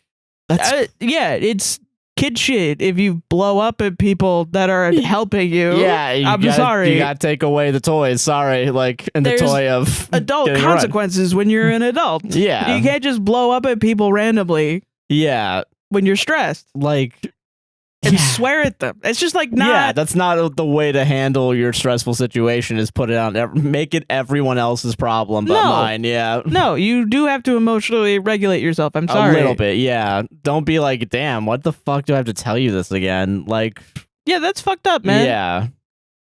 For also like, okay, because it's also being explained badly, but like anytime you're talking about like 1:30 in the morning, like sometimes it's like the most confusing time period for most people to fully understand. Yeah, because some people think of it as night, some people think of it as Tuesday night at 1:30 or Wednesday morning at 1:30. Like it very easily can get confusing real fucking quick. Yeah. Just send the flight info. Like just take a screenshot of it and send it over. Yeah. Like, that's the easiest way. Also, that's pretty wild. Like, yeah, honestly, just make them book a taxi. Because, like, also, like, it's a favor you're doing for free. Yes. And also, you're doing it, like, fucking middle of the night. That's fucking, like, crazy. Yeah. For your roommate's girlfriend's mom. Yeah, you're, like, 3 layers removed from, like, this person. Yeah, like, you're just, like, some fucking guy. Yeah, like... Yeah, you don't have to. I'm sorry. I would be pissed off if she just spoke to you like that regardless. Like if she just walked into your house and spoke to you like that, I would be like, what? She's not allowed in my house anymore. Yeah. What the hell? You go to her house now. Sorry, I'm not dealing with this. Yeah, like if a stranger or someone that I only really am an acquaintance of. Yeah, like a friend of a friend. Says that shit to me. I'm like, all right, well, I'm never talking to you again. Yeah, you're not fun. You're weird. You're being weird around me. You're being very strange. Yeah. Bye. I don't care. Like, I don't care if you have a bad day. It's just too much. I'm sorry. I can't give a second chances to every single fucking person I meet. Yeah. I mean, and maybe this is just me, but I'm like, no, Life is too fucking hard, man. My cat might have cancer. Yeah. My dad fucking died. I got family. I got shit going on. Somehow I'm not blowing up at people. Yeah. The fucking a motherfucker made fun of me for an hour and a half at the animal emergency shit. We didn't say jack shit to them. Yeah. I didn't blow up even though I really wanted to, but I didn't do it. Somehow I'm okay with doing that. I was there relieving Sarah's pressure, like getting the valve, opening it up, saving her, yeah. Like I'm an instant pot. Yeah. Yeah. Yeah. I got the attachment that doesn't get me steam all over me. I'm cool like that, yeah. But no, Fine. yeah. I mean, and I get people are different, but it's also like still have to have consequences for your actions. Yeah. I'm sorry, man. That's what Life is Strange taught me, yeah. Yes. That action will have consequences. Yeah. Dude. So yeah, no, don't drive. Don't drive for them. No, fuck that. Also, don't hang around people that disrespect you. yeah. Also, never say that you can get someone to the airport. Oh my God. As someone who lives who goes through the airport every once in a while, I wouldn't dare. What? I Just wouldn't drive dare. anyone to the airport? Never. Not even myself. That's fucked up, dude. What are you talking about? Fucking. Sometimes I see the A terminal get so overbooked, and I'm just kind of like, I don't know if I want to deal with this. I've never been in that situation, but also, yeah. It's because you don't. I mean, it's because you don't have any friends. I gotta drive myself to the airport. Solved it. That's funny. Okay, I will say if Aaron was like, I need to go to the airport, can you drive me to the airport? I mean, I actually And would probably say you yes. would Actually. say yes, I and know, then I'm being a dick right if now. he was like, I don't get it, are you fucking drunk? I'd be like, okay. I would be like, no, you're not driving Aaron to the Yeah, airport. no, I don't know what fucking- crawled up his ass and died, but Yeah. I'm gonna give him a fucking piece of my mind. Yeah, dude. it's like you can't talk to me that way, please. Thank you. Yeah. Please Thank you. Please don't talk to me that way. Please don't talk to me that way. I would prefer not to. It's like if you are saying shit that would, if I told a manager at a customer service place, And it would get your ass fired. and they would be like, "Oh, just hang up on him."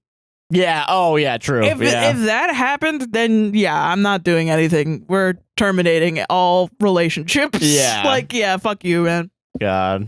All right. Uh-huh. Okay. Now Uh-huh. solved it. Solved it. Okay. This one's oh, we'll keep it simple for now. All right. Okay. Am I the asshole for kicking out my friend for referring to my wife as my quote partner? I have an opinion, but I'm gonna listen to the rest of the. I'm gonna hear him out. All Okay, right? yeah. Your opinion's correct. I know what it is. Okay. I feel like this guy doesn't understand gender. You know what I mean? I'll keep this brief. Okay. My wife Julie and I have been married for a while. There's a friend, quote, friend of mine at work, Aiden, who visited my house yesterday. He has never seen Julia before, but knows that we are married. The gist is this. When he saw her, his first response was, "Oh, so that's your partner, is it?" I was very much offended since I consider it a ridiculous term. I think it's both formal, which shouldn't be the case for a romantic relationship, and lacks warmth. I snapped, "No, she's my wife, Julia." I'm trying to get the emphasis in because there was a big emphasis. Fuck yeah. Italics there. Aiden seemed surprised and said, "Yeah, that's what I meant. She's your partner." I retorted by saying that I do not want him to use that term when referring to her relationship with me since we are not business partners. Julia was offended as well. Now, I didn't want to make a big deal. I haven't done it at this point, but I didn't want to make it a big deal in the future. But he just doubled down. He said he had no effing idea what I'm talking about, and that I cannot police his language. I asked him whether he thinks that a romantic relationship is just a business-like transaction. The upshot is that I demanded an apology, which he refused to give, and also continued spouting that garbage. In the end, I kicked him out. He called us, quote, crazy lunatics as he left. And some other people are mad as well. Am I the asshole? Who are these other people? I actually don't know who the fuck these people are. What are you talking about? Well, I mentioned 3 people in this story. You, your wife, and sorry, your partner, and also Aiden. Yeah. Sorry, yeah, your partner. Yeah.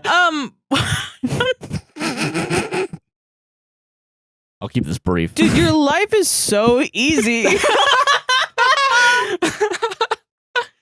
Dude, what a nothing so fucking can you burger imagine? of an issue. Yeah. Can you imagine getting that pissed at something like that? Don't you have like a job to do?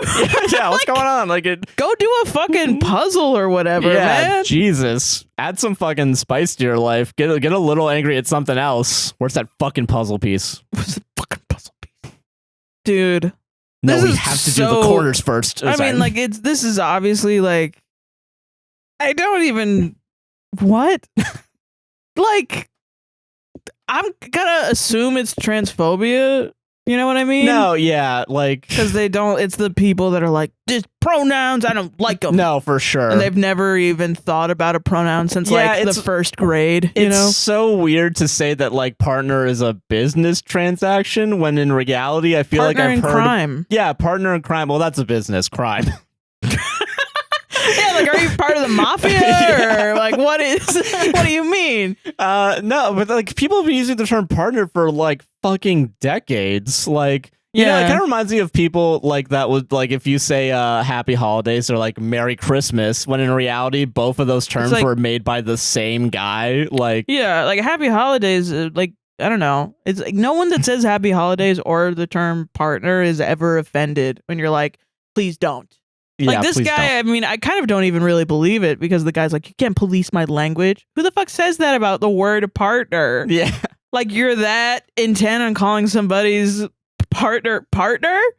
I would just be like, this is fucking stupid and you're insane. They were right to call you crazy because you're crazy. Yeah, you're crazy, bro. Yeah. But I just don't, I think it did happen. I just don't think the guy was like, how dare you police my language? Yeah. I think this guy just wanted to make this about language. Dude, fucking the guy being like, stop being such a woke snowflake. Let me call your wife a partner, dude.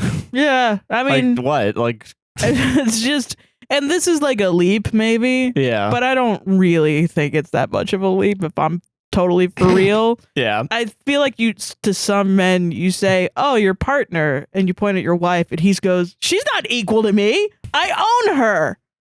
She is mine. I'm the man of the house, and she is my wife, which means she is lesser than me. Yeah. We are not equals. Men are better than women. Also, I don't like trans people. You know? Just throw that in there real quick, yeah. Yeah, or it's like, it's either that or like, I'm not fucking gay. Yeah, honestly. Partner. Yeah, that's the only other one that I can remember people being you're like... just like a fucking idiot. Because I have used the term partner when describing you, like, over the phone. Yeah, no, I used to say that shit all the time. I'll use the pronoun she, and then like, oh, a woman, oh. No, I love doing that because I always dress so gay. Yeah, and then, and I used to do that at my work from home job. And I'd be like, yeah, my partner. And then I had a team lead that was like, oh yeah, your partner. Okay, that's cool that you call your partner. And I was, because I think she was like, are you fucking gay? Yeah. Writing it down in the fucking notebook like Sarah gay question mark circle 7 times, and then 2 check boxes with a Y and an N above it. Yeah. Yeah, and I was like, yeah, and then I mentioned he, and then she was like, he.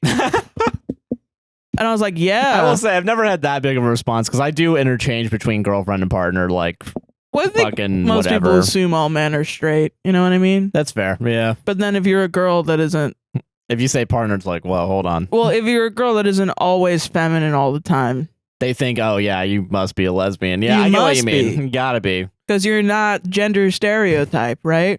Exactly. And it's like, no, that's not true. Yeah, it's ridiculous, man. It doesn't happen all the time. Not gonna lie.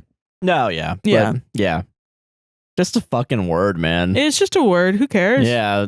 And honestly, I did it mostly to be like, to normalize the word. I feel like it is. I think it is becoming more normal. Yeah. Not like we did it. Sarah and I are the only people who have ever used the word partner in a public space. And it's therefore, just cooler than my boyfriend. Partner does sound cooler. Yeah, you're not wrong. It's my boyfriend. But I will say, like, that's my wife. Is like better than partner, not gonna lie. Okay, that's fair. Yeah. Like I get it. I feel like, yeah, if the guy didn't pitch such a fit and he was like, oh, can you use the term wife? I just, I prefer that. I feel like that's okay. Yeah. And I feel like the other person would be like, okay, that's fine. Yeah. No, like, I mean, because like, yeah, the rejection of the word partner is the crazy part. Like, why are you so mad? She's not that. She's not equal She's to me. not that. Yeah. That's what it feels like. It's romantic partners. It's in Romantic the fucking partners. phrase. It's in the. Yeah, oh my god. Yeah, Fucking I mean, stupid. Oh my god. I just realized. my first reaction would be like, so you don't think you're partners, or like, can I flirt with her, or yeah. Can I? she's single, or Yeah. Who's this no, lady? she's my wife, but she's not your partner. Yeah. Do y'all want to do like a polycule? Or- Yeah. Let's go. Let's party right now, just dude. get like extra weird. Yeah. Well, it's not like polycules are weird, but To that guy, it's weird. To a guy that believes in the gender binary only and monogamy under the They Christian probably God. think it's, yeah, they probably and then think you it's just fucking start weird. talking about like relationships that are like extra advanced. I think Yeah. would be funny. Yeah, I feel Freak that. him out. Yeah. Yeah, Solved it. solved it. Okay, this is from r/legal advice. Ooh, oh, hell yeah. I love that one. TikTok has stolen a video of my daughter and I playing. Text has been overlaid to make me look like a creep. Okay, this can go any way now. I was like, okay, like This if shit is your actually shit- fucking crazy. I'm saying this to talk about this maybe a little bit, Okay, I got it. and at least to maybe, if this is a TikTok, or people that use TikTok, to like not believe everything that you see. Yeah, you know? true. Yeah. My 15-year-old daughter filmed me, male 41, and my youngest daughter, female 12, doing a short skit where she hid behind me, then jumped out and appeared in time with some music. A TikTok account has taken our video and put text over it saying, "I am 5'11", guess how much shorter my wife is." Whoa, okay. All right, okay. Yeah, that's fucking crazy. Can you imagine? Can you imagine? Also, like, specifically for this guy, I want to put this out there so that if you see this TikTok and you get mad about it because you think this guy is like a child bride or something, if you listen to this now, you know, no, that's his fucking daughter. Yeah, what And to the report that shit. fuck? Yeah. Yeah, okay. My daughter then How did jumped. Yeah. Is it like it could have just been like, oh man, if you like posted on Facebook or something, yeah, that's crazy. Okay, sorry. My daughter then jumps out and does her dance. It received hundreds of thousands of shares and loads of furious comments. This included me being doxxed. Jesus Christ, dude. The TikTok account that created this has been suspended, but it keeps being re-uploaded on similar What? accounts. Most are using the same sort of words like Max Drama, TikTok, or Drama Talk OMG, and TikTok Drama. I've had calls to my employer and angry messages sent to me and my daughters. The police have been called out to my house. They did a Jesus. cursory check and I explained what was going on. They left shortly after. There is an undertone of racism given that I am not white. The comments discuss this being common in quote-unquote my culture. I'm from the Jesus. UK but moved to Florida 2 years ago for work. Realistically, what can I do here? I don't know if it helps, but I can send moderators a copy of the video being shared. So everyone's telling him to report it and just file a DMCA, but he's saying I have filed a DMCA. Yeah, that's the thing about TikTok that I fucking hate because we have not a similar problem, but we have a problem of our content being taken. Luckily, they're not trying to make it seem like we're fucking creeps. You know what I mean? Two co-hosts, brother and sister. I mean, just a video of us making out or something. Yeah, No, right? like that would be insane, man. Yeah. Like that would be... That's awful. Absolutely insane. And like, I don't know, there's this whole conversation about like TikTok being banned and shit. And I think that's fucking stupid. But I do think TikTok should have more TikTok needs to have- regulations. yeah, for sure. A report function that fucking works. And it isn't automatically like, nah, And I TikTok don't give a shit. needs to give a shit about people, A, misinformation, Yeah. Oh, God, yeah. B, slander, C, people that are just stealing other people's fucking content. Yeah. They don't do shit about it, and it's nearly impossible to take down things. And I feel so bad for this guy. Yeah. It's like I went back and forth and like, does this, is bringing awareness to this good? And I'm like, yeah, I think so. No, yeah, for sure. Because like the other thing I've heard about, have you heard of this Morgan Wallen thing? No, I don't think so. I think it's Morgan Wallen or Shabuzi. I think it's Shabuzi, the guy that did the bar song or whatever, Not ringing a bell right now, sorry, but or the Tipsy, a bar song. Everybody at the bar getting tipsy. maybe, but okay, that's I From the don't 3 yeah. to the 4, but it's like a huge song right now, and it's been on Okay. the charts for like forever. And apparently there's a marketing company that is using like AI to make fake buzz, fake drama around the like music artists to create fake drama TikToks to create buzz around it. So they edited Charlemagne from the Breakfast Club like podcast where they talk about a lot of shit. Talking about how Dolly Parton is Shabuzi's godmother. And then they used AI of Charlemagne's voice and then clipped like Dolly Parton talking about how she was Miley Cyrus's godmother. Oh, and Shabuzi talking about Dolly Parton. Actually talking about Beyonce, actually. Jesus Christ. Yeah. This is getting too out of hand, actually. Yeah. You know what's weird too? I keep getting an ad on TikTok, and I think it's for a mobile game. I don't remember exactly. It's like it's some app, whatever. It doesn't matter. They literally they made a fake Will Smith, like AI Will Smith with this fake AI voice, and it's like actually like supposed to be him in the fucking thing. Oh wow! Like promoting some stupid bullshit, like literally. That's so fucked up, man. Yeah, like it's insane. I think that's the first one I've seen of that, like that type of thing. But I know it's been going on for a while. But it's so weird because like there's so many things that like celebrity culture, drama, whatever that are all intersecting with AI to like. Oh yeah, to just. And I think a lot of the people that are scared of AI, it comes off as like boomery sometimes. But like I get it. There's genuine concerns that you should have about AI, especially since it's because the thing with AI, like anything else, it's a tool, but it's a really powerful tool, right? And you could do because even maybe 8-10 years ago when like deep fakes were kind of becoming more prevalent and people were like, and that was a little bit more obvious when it was a deep fake, but it was actually they were still relatively. No, it was fucked up, man. Yeah, it was still fucked up for sure. Yeah. And now it's like if AI keeps getting better because it has been technically, even though it looks like dog shit now, probably in 5 months it won't, it sucks.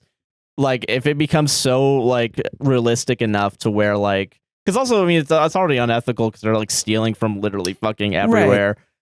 But yeah, it's like the only situation, like, you've explained it to me multiple times because it's something that goes over my head a little bit. But like, there's AI, quote unquote, that is not generative.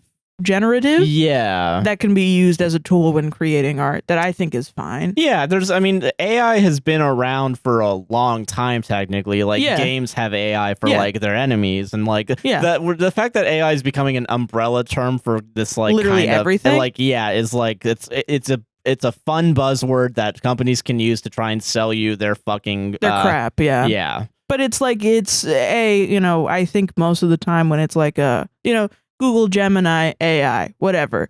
But they're going to try and take all search shit. Yeah. They're taking a bunch of content and putting it together and compiling it to try to give you like the top search result to simplify search optimization. Yeah. Which is a big thing. Like you do have to, it's one of those things where we've both done it.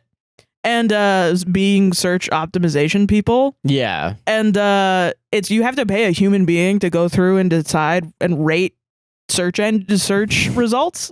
Yeah. And it's really boring and it's really repetitive, so it feels like something that they're probably working on making computers for sure, yeah. Because it's boring as fuck. Yeah. But the thing about that is like it sucks. It's a shitty fucking product. Yeah. Make a better product. For people. And I get freaked out too, like just in general. Like sometimes I'm watching a YouTube video and in the YouTube like transcript, there's like a certain phrase is said or like a company or like a video or something. Yeah. And I open up a new tab and I type in the first 2 letters, it fucking pops up like the thing that I'm looking up. Like it's fucking that. I get freaked out a little bit. Just cookies though? I don't know because it's going from the transcript itself. Like, interesting. What is said in the video, even if it's not like captioned properly. I mean, I know I've never been worried about that because I'm like, I don't know. When people talk about it and they always get freaked out, I'm like, I get it, but it's usually shit that I just bought. That's true. I'm like, okay, what is this for? Yeah, I bought a kayak. Do you think I want to buy 5 more kayaks? No. Yeah, I don't know. I think it's just been like, oh, you know what it was, actually? It might have been one time, like, we were watching something on YouTube on the TV, and then they said something on the TV, and then I got on my account on Google. Oh, yeah. And it was like... That is weird. That's a little... sometimes it gets me, yeah. It's like, well, Jesus, okay. Yeah. Damn. I don't know. I think, yeah, it's really dangerous right now, and it's gonna keep getting worse, and no one's doing anything about it because no one fucking knows anything about it. Yeah. It feels like the internet is, for the longest time, it felt like the internet was the Wild West in a fun way where you could do whatever you wanted. Now it's like everyone's a bandit. Everyone's fucking ready to shoot anyone. The Pinkertons are taking out the cool cowboys, and we're left with the shitty ones. Yeah, they're letting all the bandits out, all the outlaws. Yeah. They banned porn on Tumblr, but you can't get a search result that isn't just a Reddit response. Yeah. That tells you to put cheese in your pizza. Literally, though, yeah. Yeah. Yeah, that's fucked, man. No, that's fucked up. I hope this guy figures it out. I'm also like, I really want to figure out, like, and maybe this is also a call out to people that are coders and shit. If someone just makes a web app, subscription walled, $2.99, $1.99 a month or something, where you just type in a link to the TikTok or whatever information you need to file a DMCA for your TikTok, and you click a fucking button and it files that DMCA quickly. Yeah. Do that. Do that. I would use the fuck out. I legitimately 100%. have been like, I feel like I could figure that out. Unironically, I've been thinking, like, I gotta...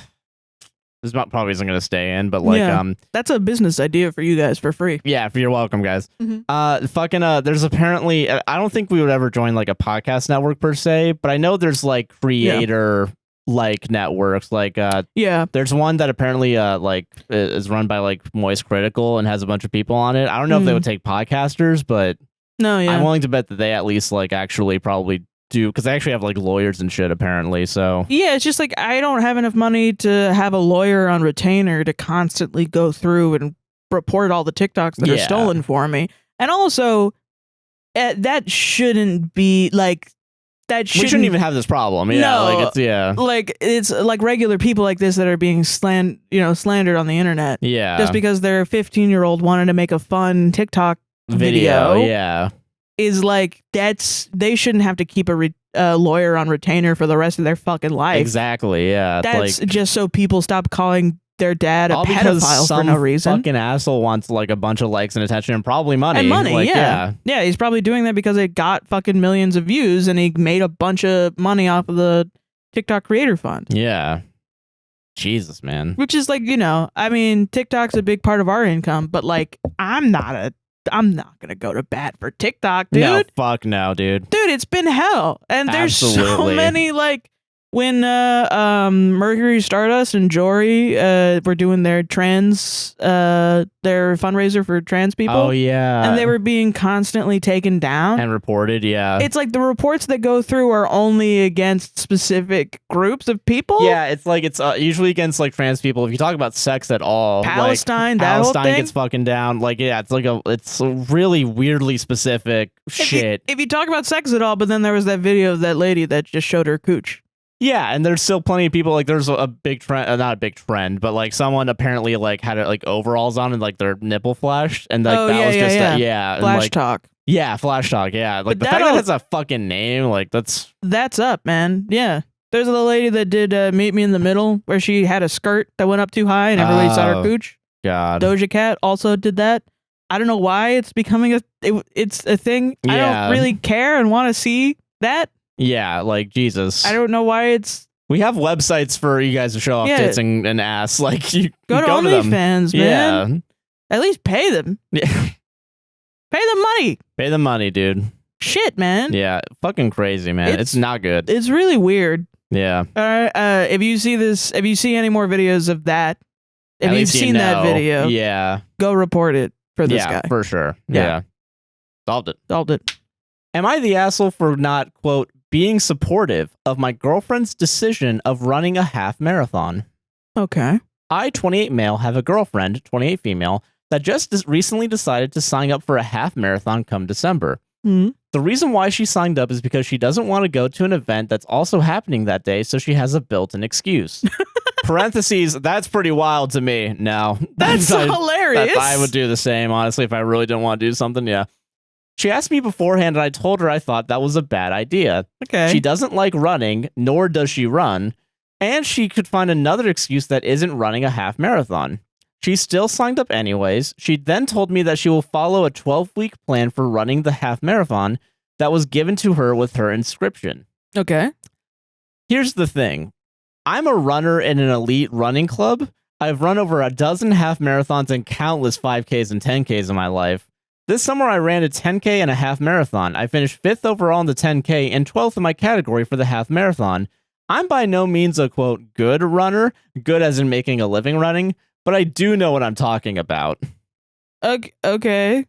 She's often talked about wanting to get in shape, quote unquote, which I've always encouraged but never pushed for. It's not my place. About a month ago, she started to go to bar classes, and she's enjoying them quite a bit. I've gone with her a couple times, too. Cool. So I assumed that going to bar classes was the final motivation she needed to sign up for the half marathon. Oh. Anyways, I advised her to start walking and jogging now before she starts the 12 weeks program. I told her that she needs to build a cardio base before she takes on a half marathon program that includes jogging, repetitions, intervals, long distance, hills, etc. She doesn't want to because she's not willing to stop going to bar classes, and she gets tired of doing two workouts a day.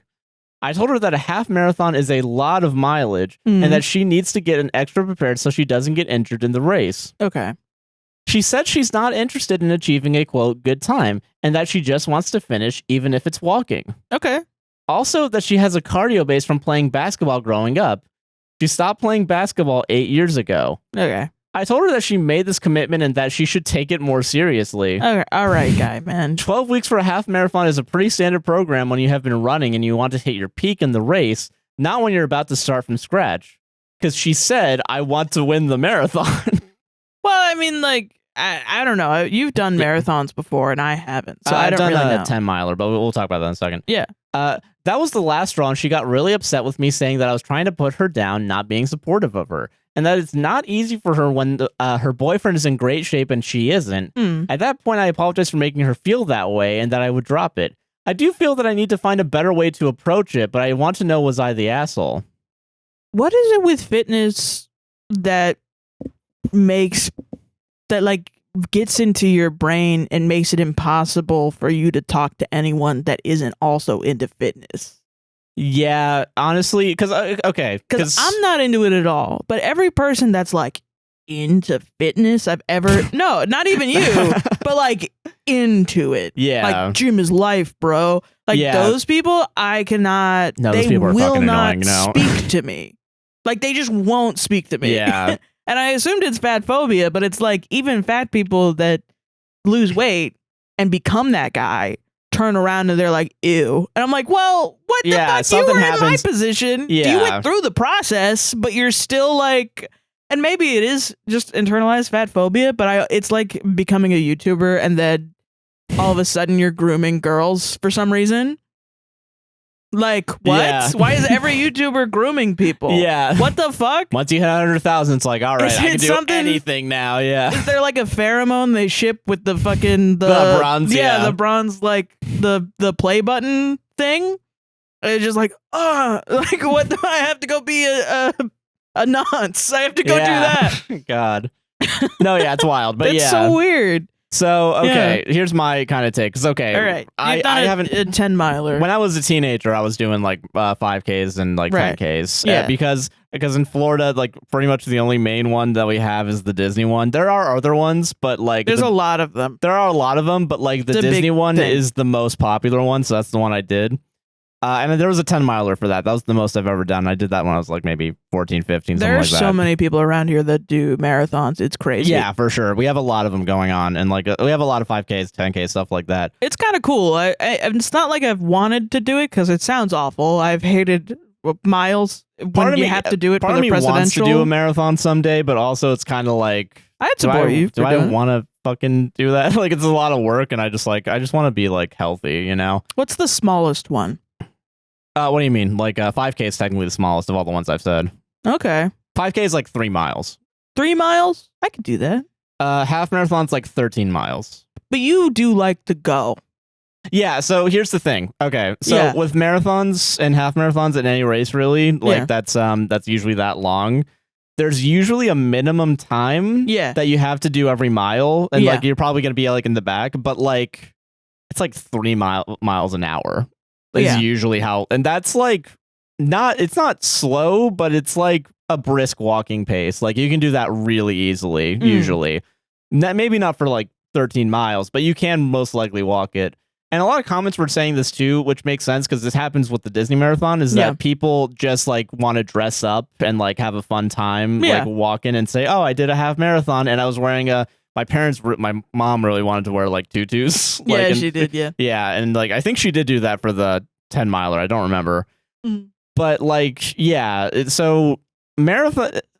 It's fun. Yeah, it's a fun thing to do if you want to try and do it. But you're doing exercise with your family, usually, or people you care about. Yeah. And the thing that pisses me off about this, and you're right about this, it's that fitness mentality of like, but like, come on, you want a good time though, right? Like you want to like actually give a shit. Yeah, it's like... It's the way that you're going about it that like pisses me off. The only way that I can think about it is like if you really love a board game, and then you bring it to your friend and your friend's not really that into it, but you become the asshole by being like, come on, you got to get into the board game. Yeah. You have to take Monopoly seriously. And then they're like, I just want to have fun and get drunk and play Monopoly and not really do anything. Yeah, it's two different mindsets that really... Yeah. That clash together, yeah. It's like neither, like, it is a little shitty to try to force people to be with you. You got to do the 12-week program, and you got to start worrying now before that 12-week program. Which, like, I mean, I understand being worried if she's going to have an injury. That's like... Yeah, no, that's fair. Yeah. If she pushes herself too hard, that would be how... to talk to her, that would be how I would focus it. Yeah, if you think that she's gonna get injured, like... Yeah, I'm just worried about physically if you're gonna be injured because it'll put a lot of strain on your body. Oh, yeah, for sure. If you want to go really hard. And, I just think if you're not up to it, don't. But we could do one next year together. Yeah. How about we train for it next year together? Yeah. But also, and the other thing, too, is like the only reason why you signed up for the half marathon was to avoid whatever event it is. So it's kind of like... She doesn't have to go. Just say you have one and don't go. Yeah. Just walk. Or like find a concert and lie and say you have to go to a concert and stay home and eat pizza. Exactly. Eat pizza. Yeah, fuck it. Yeah, like fuck that, Yeah, so I don't know. It's like literally, you're right about it, like one person taking it really seriously. And there are like, you should be concerned about like your health. Like, yeah. I mean, it sounds like she isn't ready for it. Yeah. Like genuinely. Yeah. But, if she wants to do it, it's her body. She can decide to ruin her body. But you're also her partner. Her doing bar classes is probably going to be helpful, though. Like, even a little bit. Because she is going to the gym. Apparently, if I looked it up, let me double check so I actually know what I'm talking about. That's okay. Is a toning, okay, so bar is a toning body weight lifting workout. Okay. Oh. So, okay, it's not necessarily cardio, but... wait, is it like the big thing? It might be... Like the kettlebells? Or the dumbbells or something? It looks like okay, so in this photo, it's mostly... It might be... okay, it's a fusion of Pilates, yoga, and ballet is how it's being described. Oh, that so sounds it might not necessarily have weights. I think some people have like extra like hand weights on them in some of the photos, so maybe that's the thing that they do to get like extra strength. Yeah. That's what I assume, at least. Well, ballet, you need a lot of strength in your body. Yeah. Yeah, because you might be working out... Okay, because if you're going to walk a half marathon... The thing I would be worried about most is your legs as opposed to maybe like your heart. Your heart, it still matters, but like I think the stress of walking. Okay, I used to work at the convention center. How old is she? I think they're in their 20s. Oh. You could probably do something. You could probably do 28. This fine. 28? Yeah. There's also a Scott Kramer video where he like just ran a marathon one day, and like he was hurt afterwards, but like he was still able to do it. Like you're gonna be hurt afterwards for sure, but also like honestly, no matter what, you're gonna be hurt afterwards, even if you fucking train. Like it's the worst thing ever. Dude, have you seen those like Olympic runners afterwards when they're dying of like lactic acid? Yeah, because like they use up literally all your fucking energy that you've ever stored in your life. Dude, I remember going like to high school and we would have to I'm so fat, dude. This is like like I'm really fat. Let's fucking go. I'm ready. Our main building in our high school had like 3 stories. Oh, yeah. And we only had about like 4 minutes to get from class to class. Oh, God. I remember that. Like, for my middle school was like that, yeah. And then we had like a different building that was like half a mile away, like a football field away. Jesus. And so fucking, I would have to go from like there to like the end of there, and it would take forever.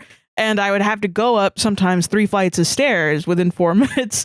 And every time I could feel my fucking knees, dude, because I have shitty knees. And because I'm fat as fuck. And my fucking knees, I had that thing where you're the floating kneecap. Oh, yeah. Syndrome or whatever it's fucking called. Yeah. Where it would just like randomly it's move not really to like the attached. side. Yeah. Because Jesus. I'm so fat. The fat around my knees caused it to dislocate from my muscle. Yeah. So then my leg would go like halfway in, and then I would have to have a brace on and shit. Jesus, yeah. But it was crazy. And so I had to go up this fucking shit, and then once you get to the top, like you're doing it, right? Yeah. You're in there. Yeah. You're running and you're going up, and then you get to the top and you're like, oh, fuck. Yeah, 3 stories is a lot. Yeah, no, I get it. Yeah. Fucking damn it.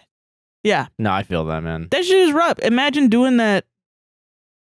I get irritated at the idea of a man telling me I have to run In this very specific a half way. marathon while also being like, I'm worried about your body. Yeah, like. You're not that worried, bitch. Yeah, like, come on. I'm gonna die if I run.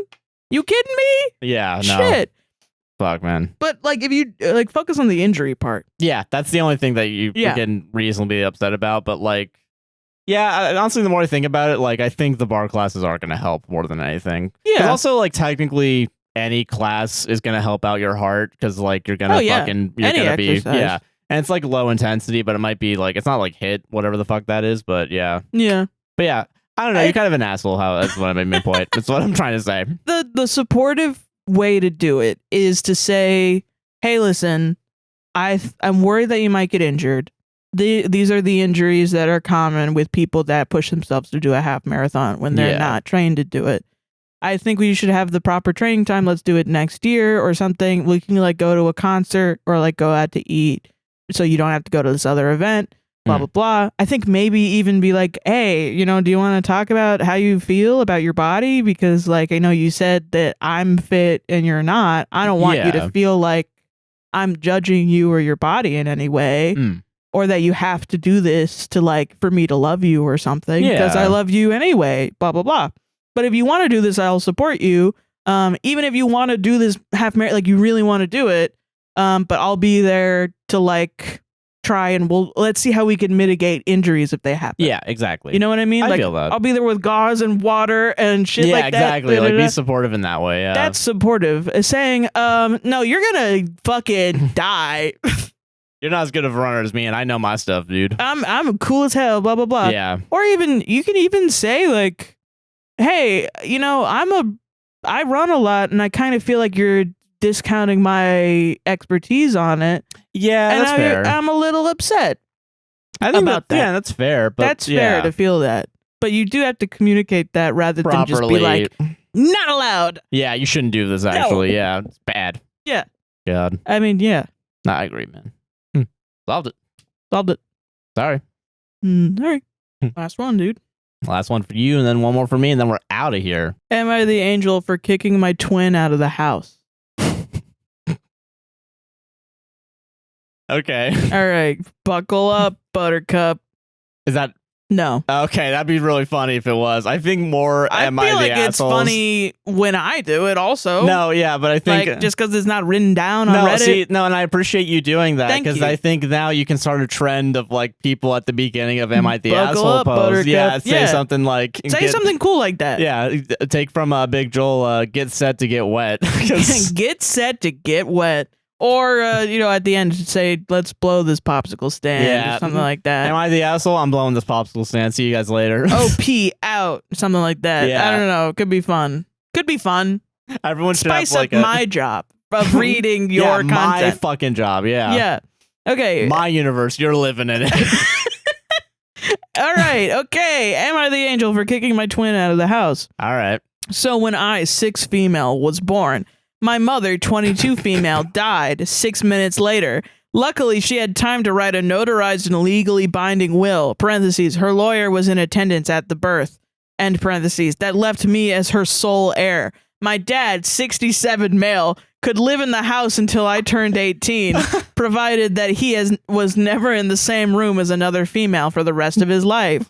Unfortunately, my dad fell in love with the delivery room nurse, and 37 minutes later, she had my twin, 6 male.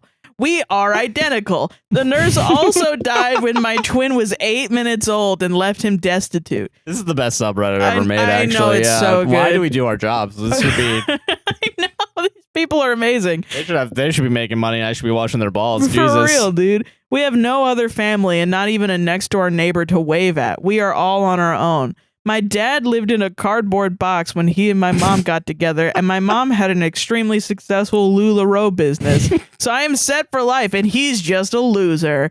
Am I a jerk if I kick my dad and my twin out of my house? My dad says that since I just started kindergarten last week, I won't be able to care for the house. But my mom's lawyer has already drawn up emancipation papers, and I ordered a new refrigerator and kept the box. So it's not like he will be homeless.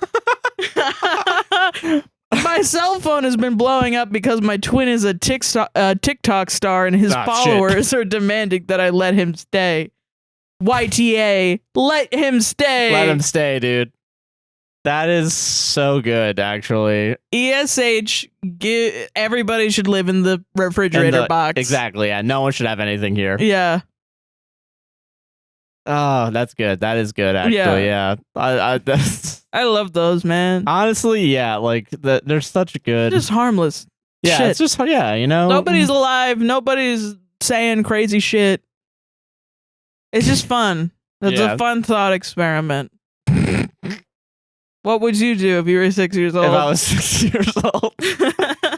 Oh, God, and my twin brother was born from the nurse 37 minutes later? I don't know. Yeah. There's so many good little details in that story. I know. Like, genuinely. 67 male, 22 female. Yeah, no, once I heard that, I was like, female. Oh, God, yeah. Honestly, we need more fucking parodies of Am I the Asshole? It's great. I love it. Yeah. People adore this, and they always have. Yeah. Am I the Asshole stuff. So many good r/relationships, that shit. I used to read that shit all the fucking time. Yeah. People love gossip. They love stories. Yeah. They really do. Exactly. That's all that matters, man. We're just storytellers, man. Does it need to be true? No. No. Fuck that. God. You know? Yeah. Solved it? Solved it. I think, yeah, it was just nice. That was just nice. Just funny. Yeah. Yeah. Fuck yeah. Okay, so you got two options here because I have 6 stories. So all right. We have no one wants to work anymore. Ooh. Or stealing food from your first date's plate. On a double date. On a double? On a double date. So you're just like, you're talking to other people and you're just taking it? Like, yeah, you take a fry.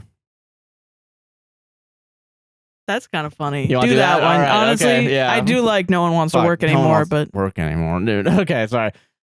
All right. Oh no, that's the wedding vow one from last week. Dude, wait, hold on. Taking a fry from your partner at a double date and all 3 people look at you like, what the fuck? And you're like, no one wants to work anymore. I work for my food, reaching over table. Mm-hmm. Cool. Yeah. All right. Okay. Give me that. Give me that. Give me that. A lot of good food memes. Okay. Yeah. Am I the asshole for taking a chip from my best friend's girlfriend's plate on a double date? Wait, hold on. Best friend's girlfriend's plate on a double. So not your I misread date. that. I misread that the first time. Ooh. They're just like somebody else's plate. Someone else's, yeah. You're a loose fucking cannon, dude.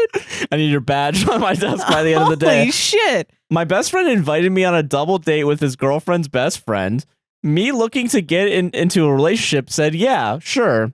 No, I don't got nothing going on. Whatever. Not knowing what I was getting into. So my friend picks me up and we all head out to dinner to this nice place they picked. Okay. When we got there, everything was going well until our food arrived. Everyone got this. Until the targets were acquired. Yeah. Everyone got their plate and we all jumped into eating.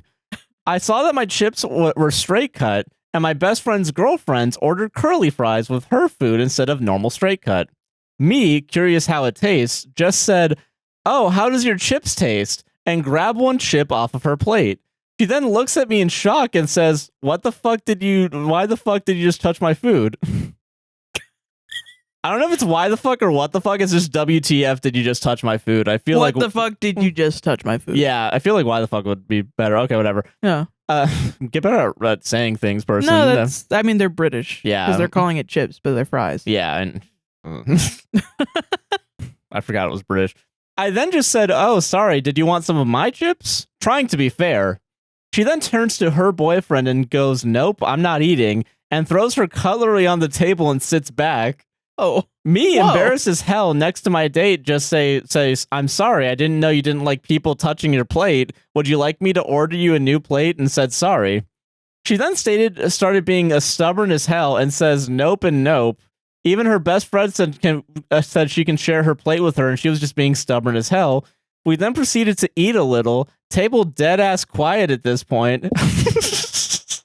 Dead ass quiet. That's funny as fuck. Yeah. Okay. Now my best friend said, let's go for a cigarette. So we got up from the quiet table and walked into the smoking area. I then proceeded to apologize, but he insisted I don't and that he should apologize for his girlfriend's actions. Long story short, we left the place after we ate and all went home. Am I the asshole? Please, I need to know, please. End of story. You know what? I'm actually happy you made me pick this one. Yeah, because British people freak me out. Sometimes it's a lot.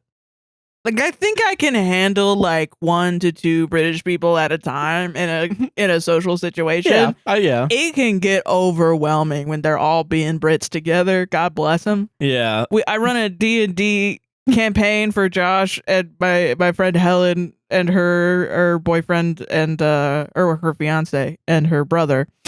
And sometimes the British shit is a lot. Unfortunately.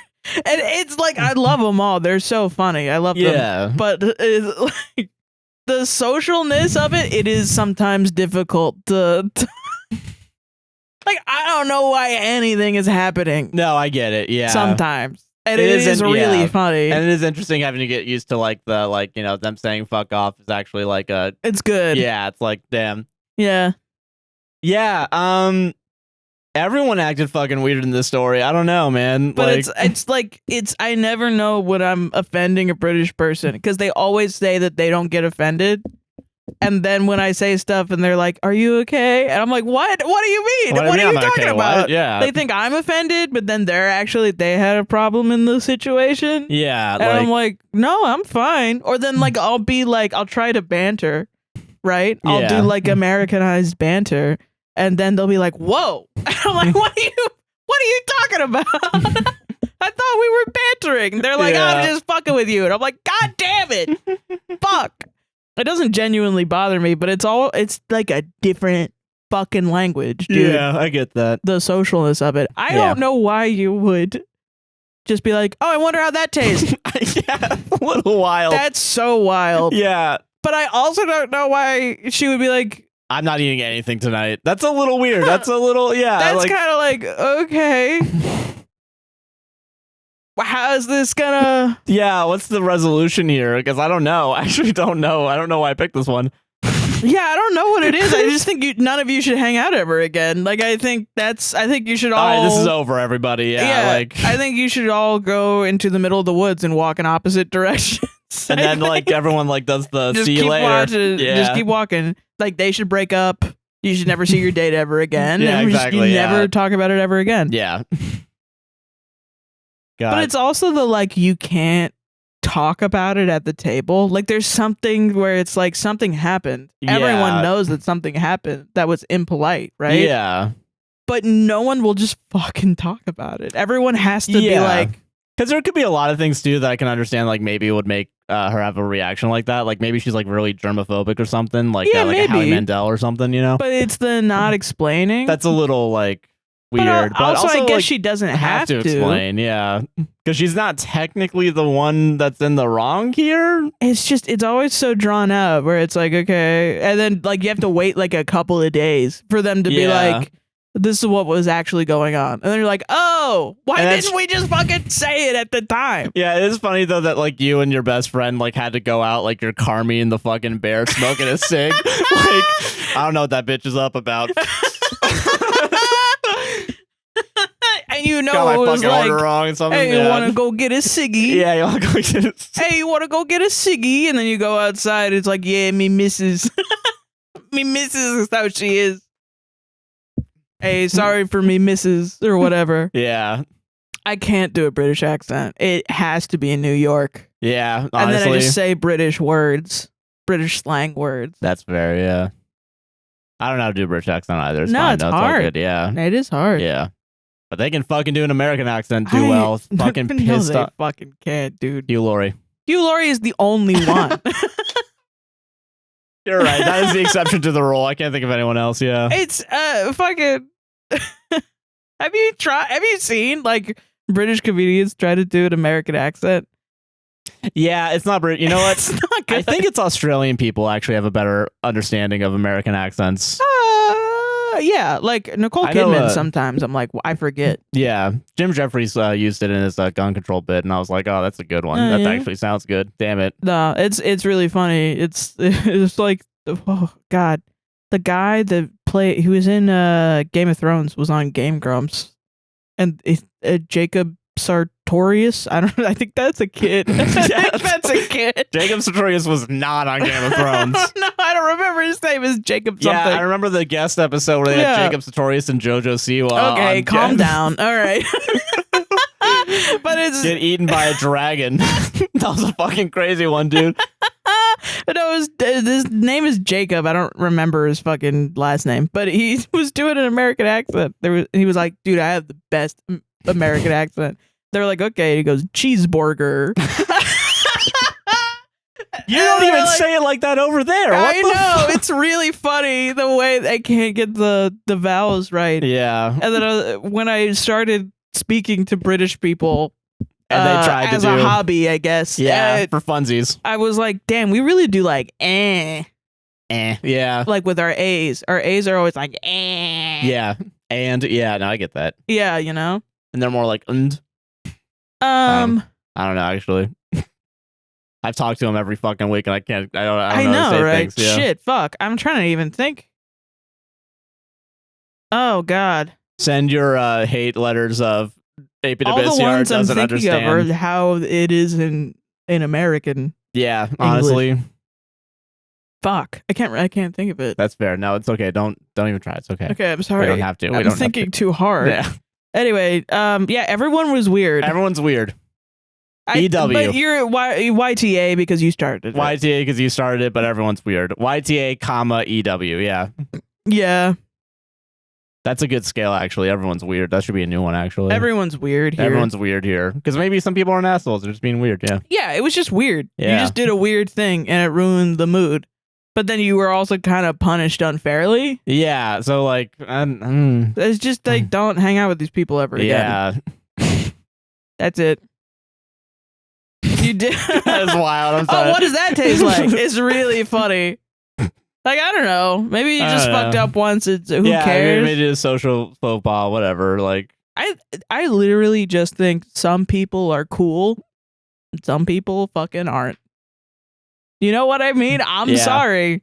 But it's like, that's what I think. If you're cool, you're like, well, what the fuck? What the hell? And you turn it into like a laughing, like, what the fuck? Who the fuck does that? yeah. And you laugh at them, and then, you know, you banter, and you fucking have a nice time. Yeah. You don't just like fuck up the mood. Yeah. Unless you have other shit going on. No, but even then, exactly. it's kind of like, why are you putting that on other people? Nah, I can understand. Yeah. Damn. Solved it? Solved it. That's our show. We did it. Yeah, we did it. We fulfilled our contractual obligation. Yeah, we did. That's nice. At least we don't have to do one next week if we really don't need to. Yeah, fuck True. yeah. Fuck if this. Fox does. Yeah. Yeah, if we don't do one next week, Fox is dead. That's how you know. It's like one lantern for alive, two lantern for dead. That's the if podcast equals alive. Semicolon else. Dead. Else Fox is dead. Fox is dead. Yeah. Sorry, what do you want to plug? I don't know why I went for the lanterns. That was a weird one. That was a weird esoteric. Okay, hold on. I'm thinking of it in my brain. Yeah. Function, because it has to be a function. Oh, okay, yeah, you're right. Sorry. Yeah, because otherwise, how do you call it? This is JavaScript, by the way. Fucking nerd. Function, parentheses. Or no, function, fuck, sorry. Fox status. Did you name your variables? They're going to be named in the function. Oh, okay, got it. Okay, cool. Fucking duh. What the hell? I don't fucking know, man. Open bracket. I know Python. I think maybe it's Python's the one you have to do that. I don't remember. Fuck. I'm not a coder. Why are you like, dude? You're Episode equals yes, I guess. Equals yes, and then do an assembly code. 0101 equals 01. Yeah. I'm visual. Fair enough. This was a boring bit. Cut this out. Bye. Right, so, no, what do you want to plug? Sorry, Nothing. See ya. All my shit is private. Oh, you're right. Yeah, all my shit is private. I'm not private. So Joshua Chinland on Twitter, a guy nicknamed JC on Twitch. Fucking subscribe there, baby. We do streams on Friday. Go to APWSTR Gaming. APWSTR Gaming. Fucking come out and chill with us every week as we game. Chill with us. APWSTR on TikTok. A podcast will save this on Instagram. APWSTR Productions on YouTube. And a podcast will save this relationship on all podcasting platforms. Yes. And if you're listening on YouTube, fucking like, comment, subscribe, hit the gosh darn bell. And if you're on Apple or Spotify, rate us 5 stars. Yeah, dude. And we really do appreciate it. It is nice reading your guys' reviews. It is nice. Palestine Links, still pressure your congressman, even if you're like, they're not going to do anything, at least make it like paper trails that they didn't do anything. Yeah, exactly. Yeah. When people start arresting people. Yeah. What the fuck is going on? Yeah. And also Sudan and Congo also, will be down in the description. All the distributed computing links are down there as well if you want to help Protein Fold or find cancer markers. There'll be 2 different projects for that. Hell yeah. Patreon, Buy Me Coffee. Yeah. The merch goes to UNRWA, so go to our merch site. It'll be down below. It's also in the bar on YouTube. Which is cool. That's a new thing. Yeah. Patreon and Buy Me Coffee if you want to support the podcast directly and financially. As well as our coffee line at straightrovercoffee.com, but it's also Patreon and buymecoffee.com/APWSTR. Yeah. I think that's everything. I think that's it. Yeah. Bye-bye. Bye. See you on the next one. Okay, Yeah, what's the function? Yeah, what's the function for... Well, okay, whatever. You define the function, right? Yeah. And then it's if show equals yes, open brackets, Fox equals alive, string. Okay, got it. Okay. Else, Fox equals dead. Got it. Okay. Got it. All right, understood. Yeah. Do you think someone's gonna like leave a GitHub link? And I guess you do have to. Well, yeah. If show equals whatever. Yeah. So then you would have to have show defined earlier as yes or no. Gotcha. You know what I mean? That's the shitty part of JavaScript, where you have to define the variables in the base. That's weird. You know? Yeah. Well, because then there's in C, you can like have an input.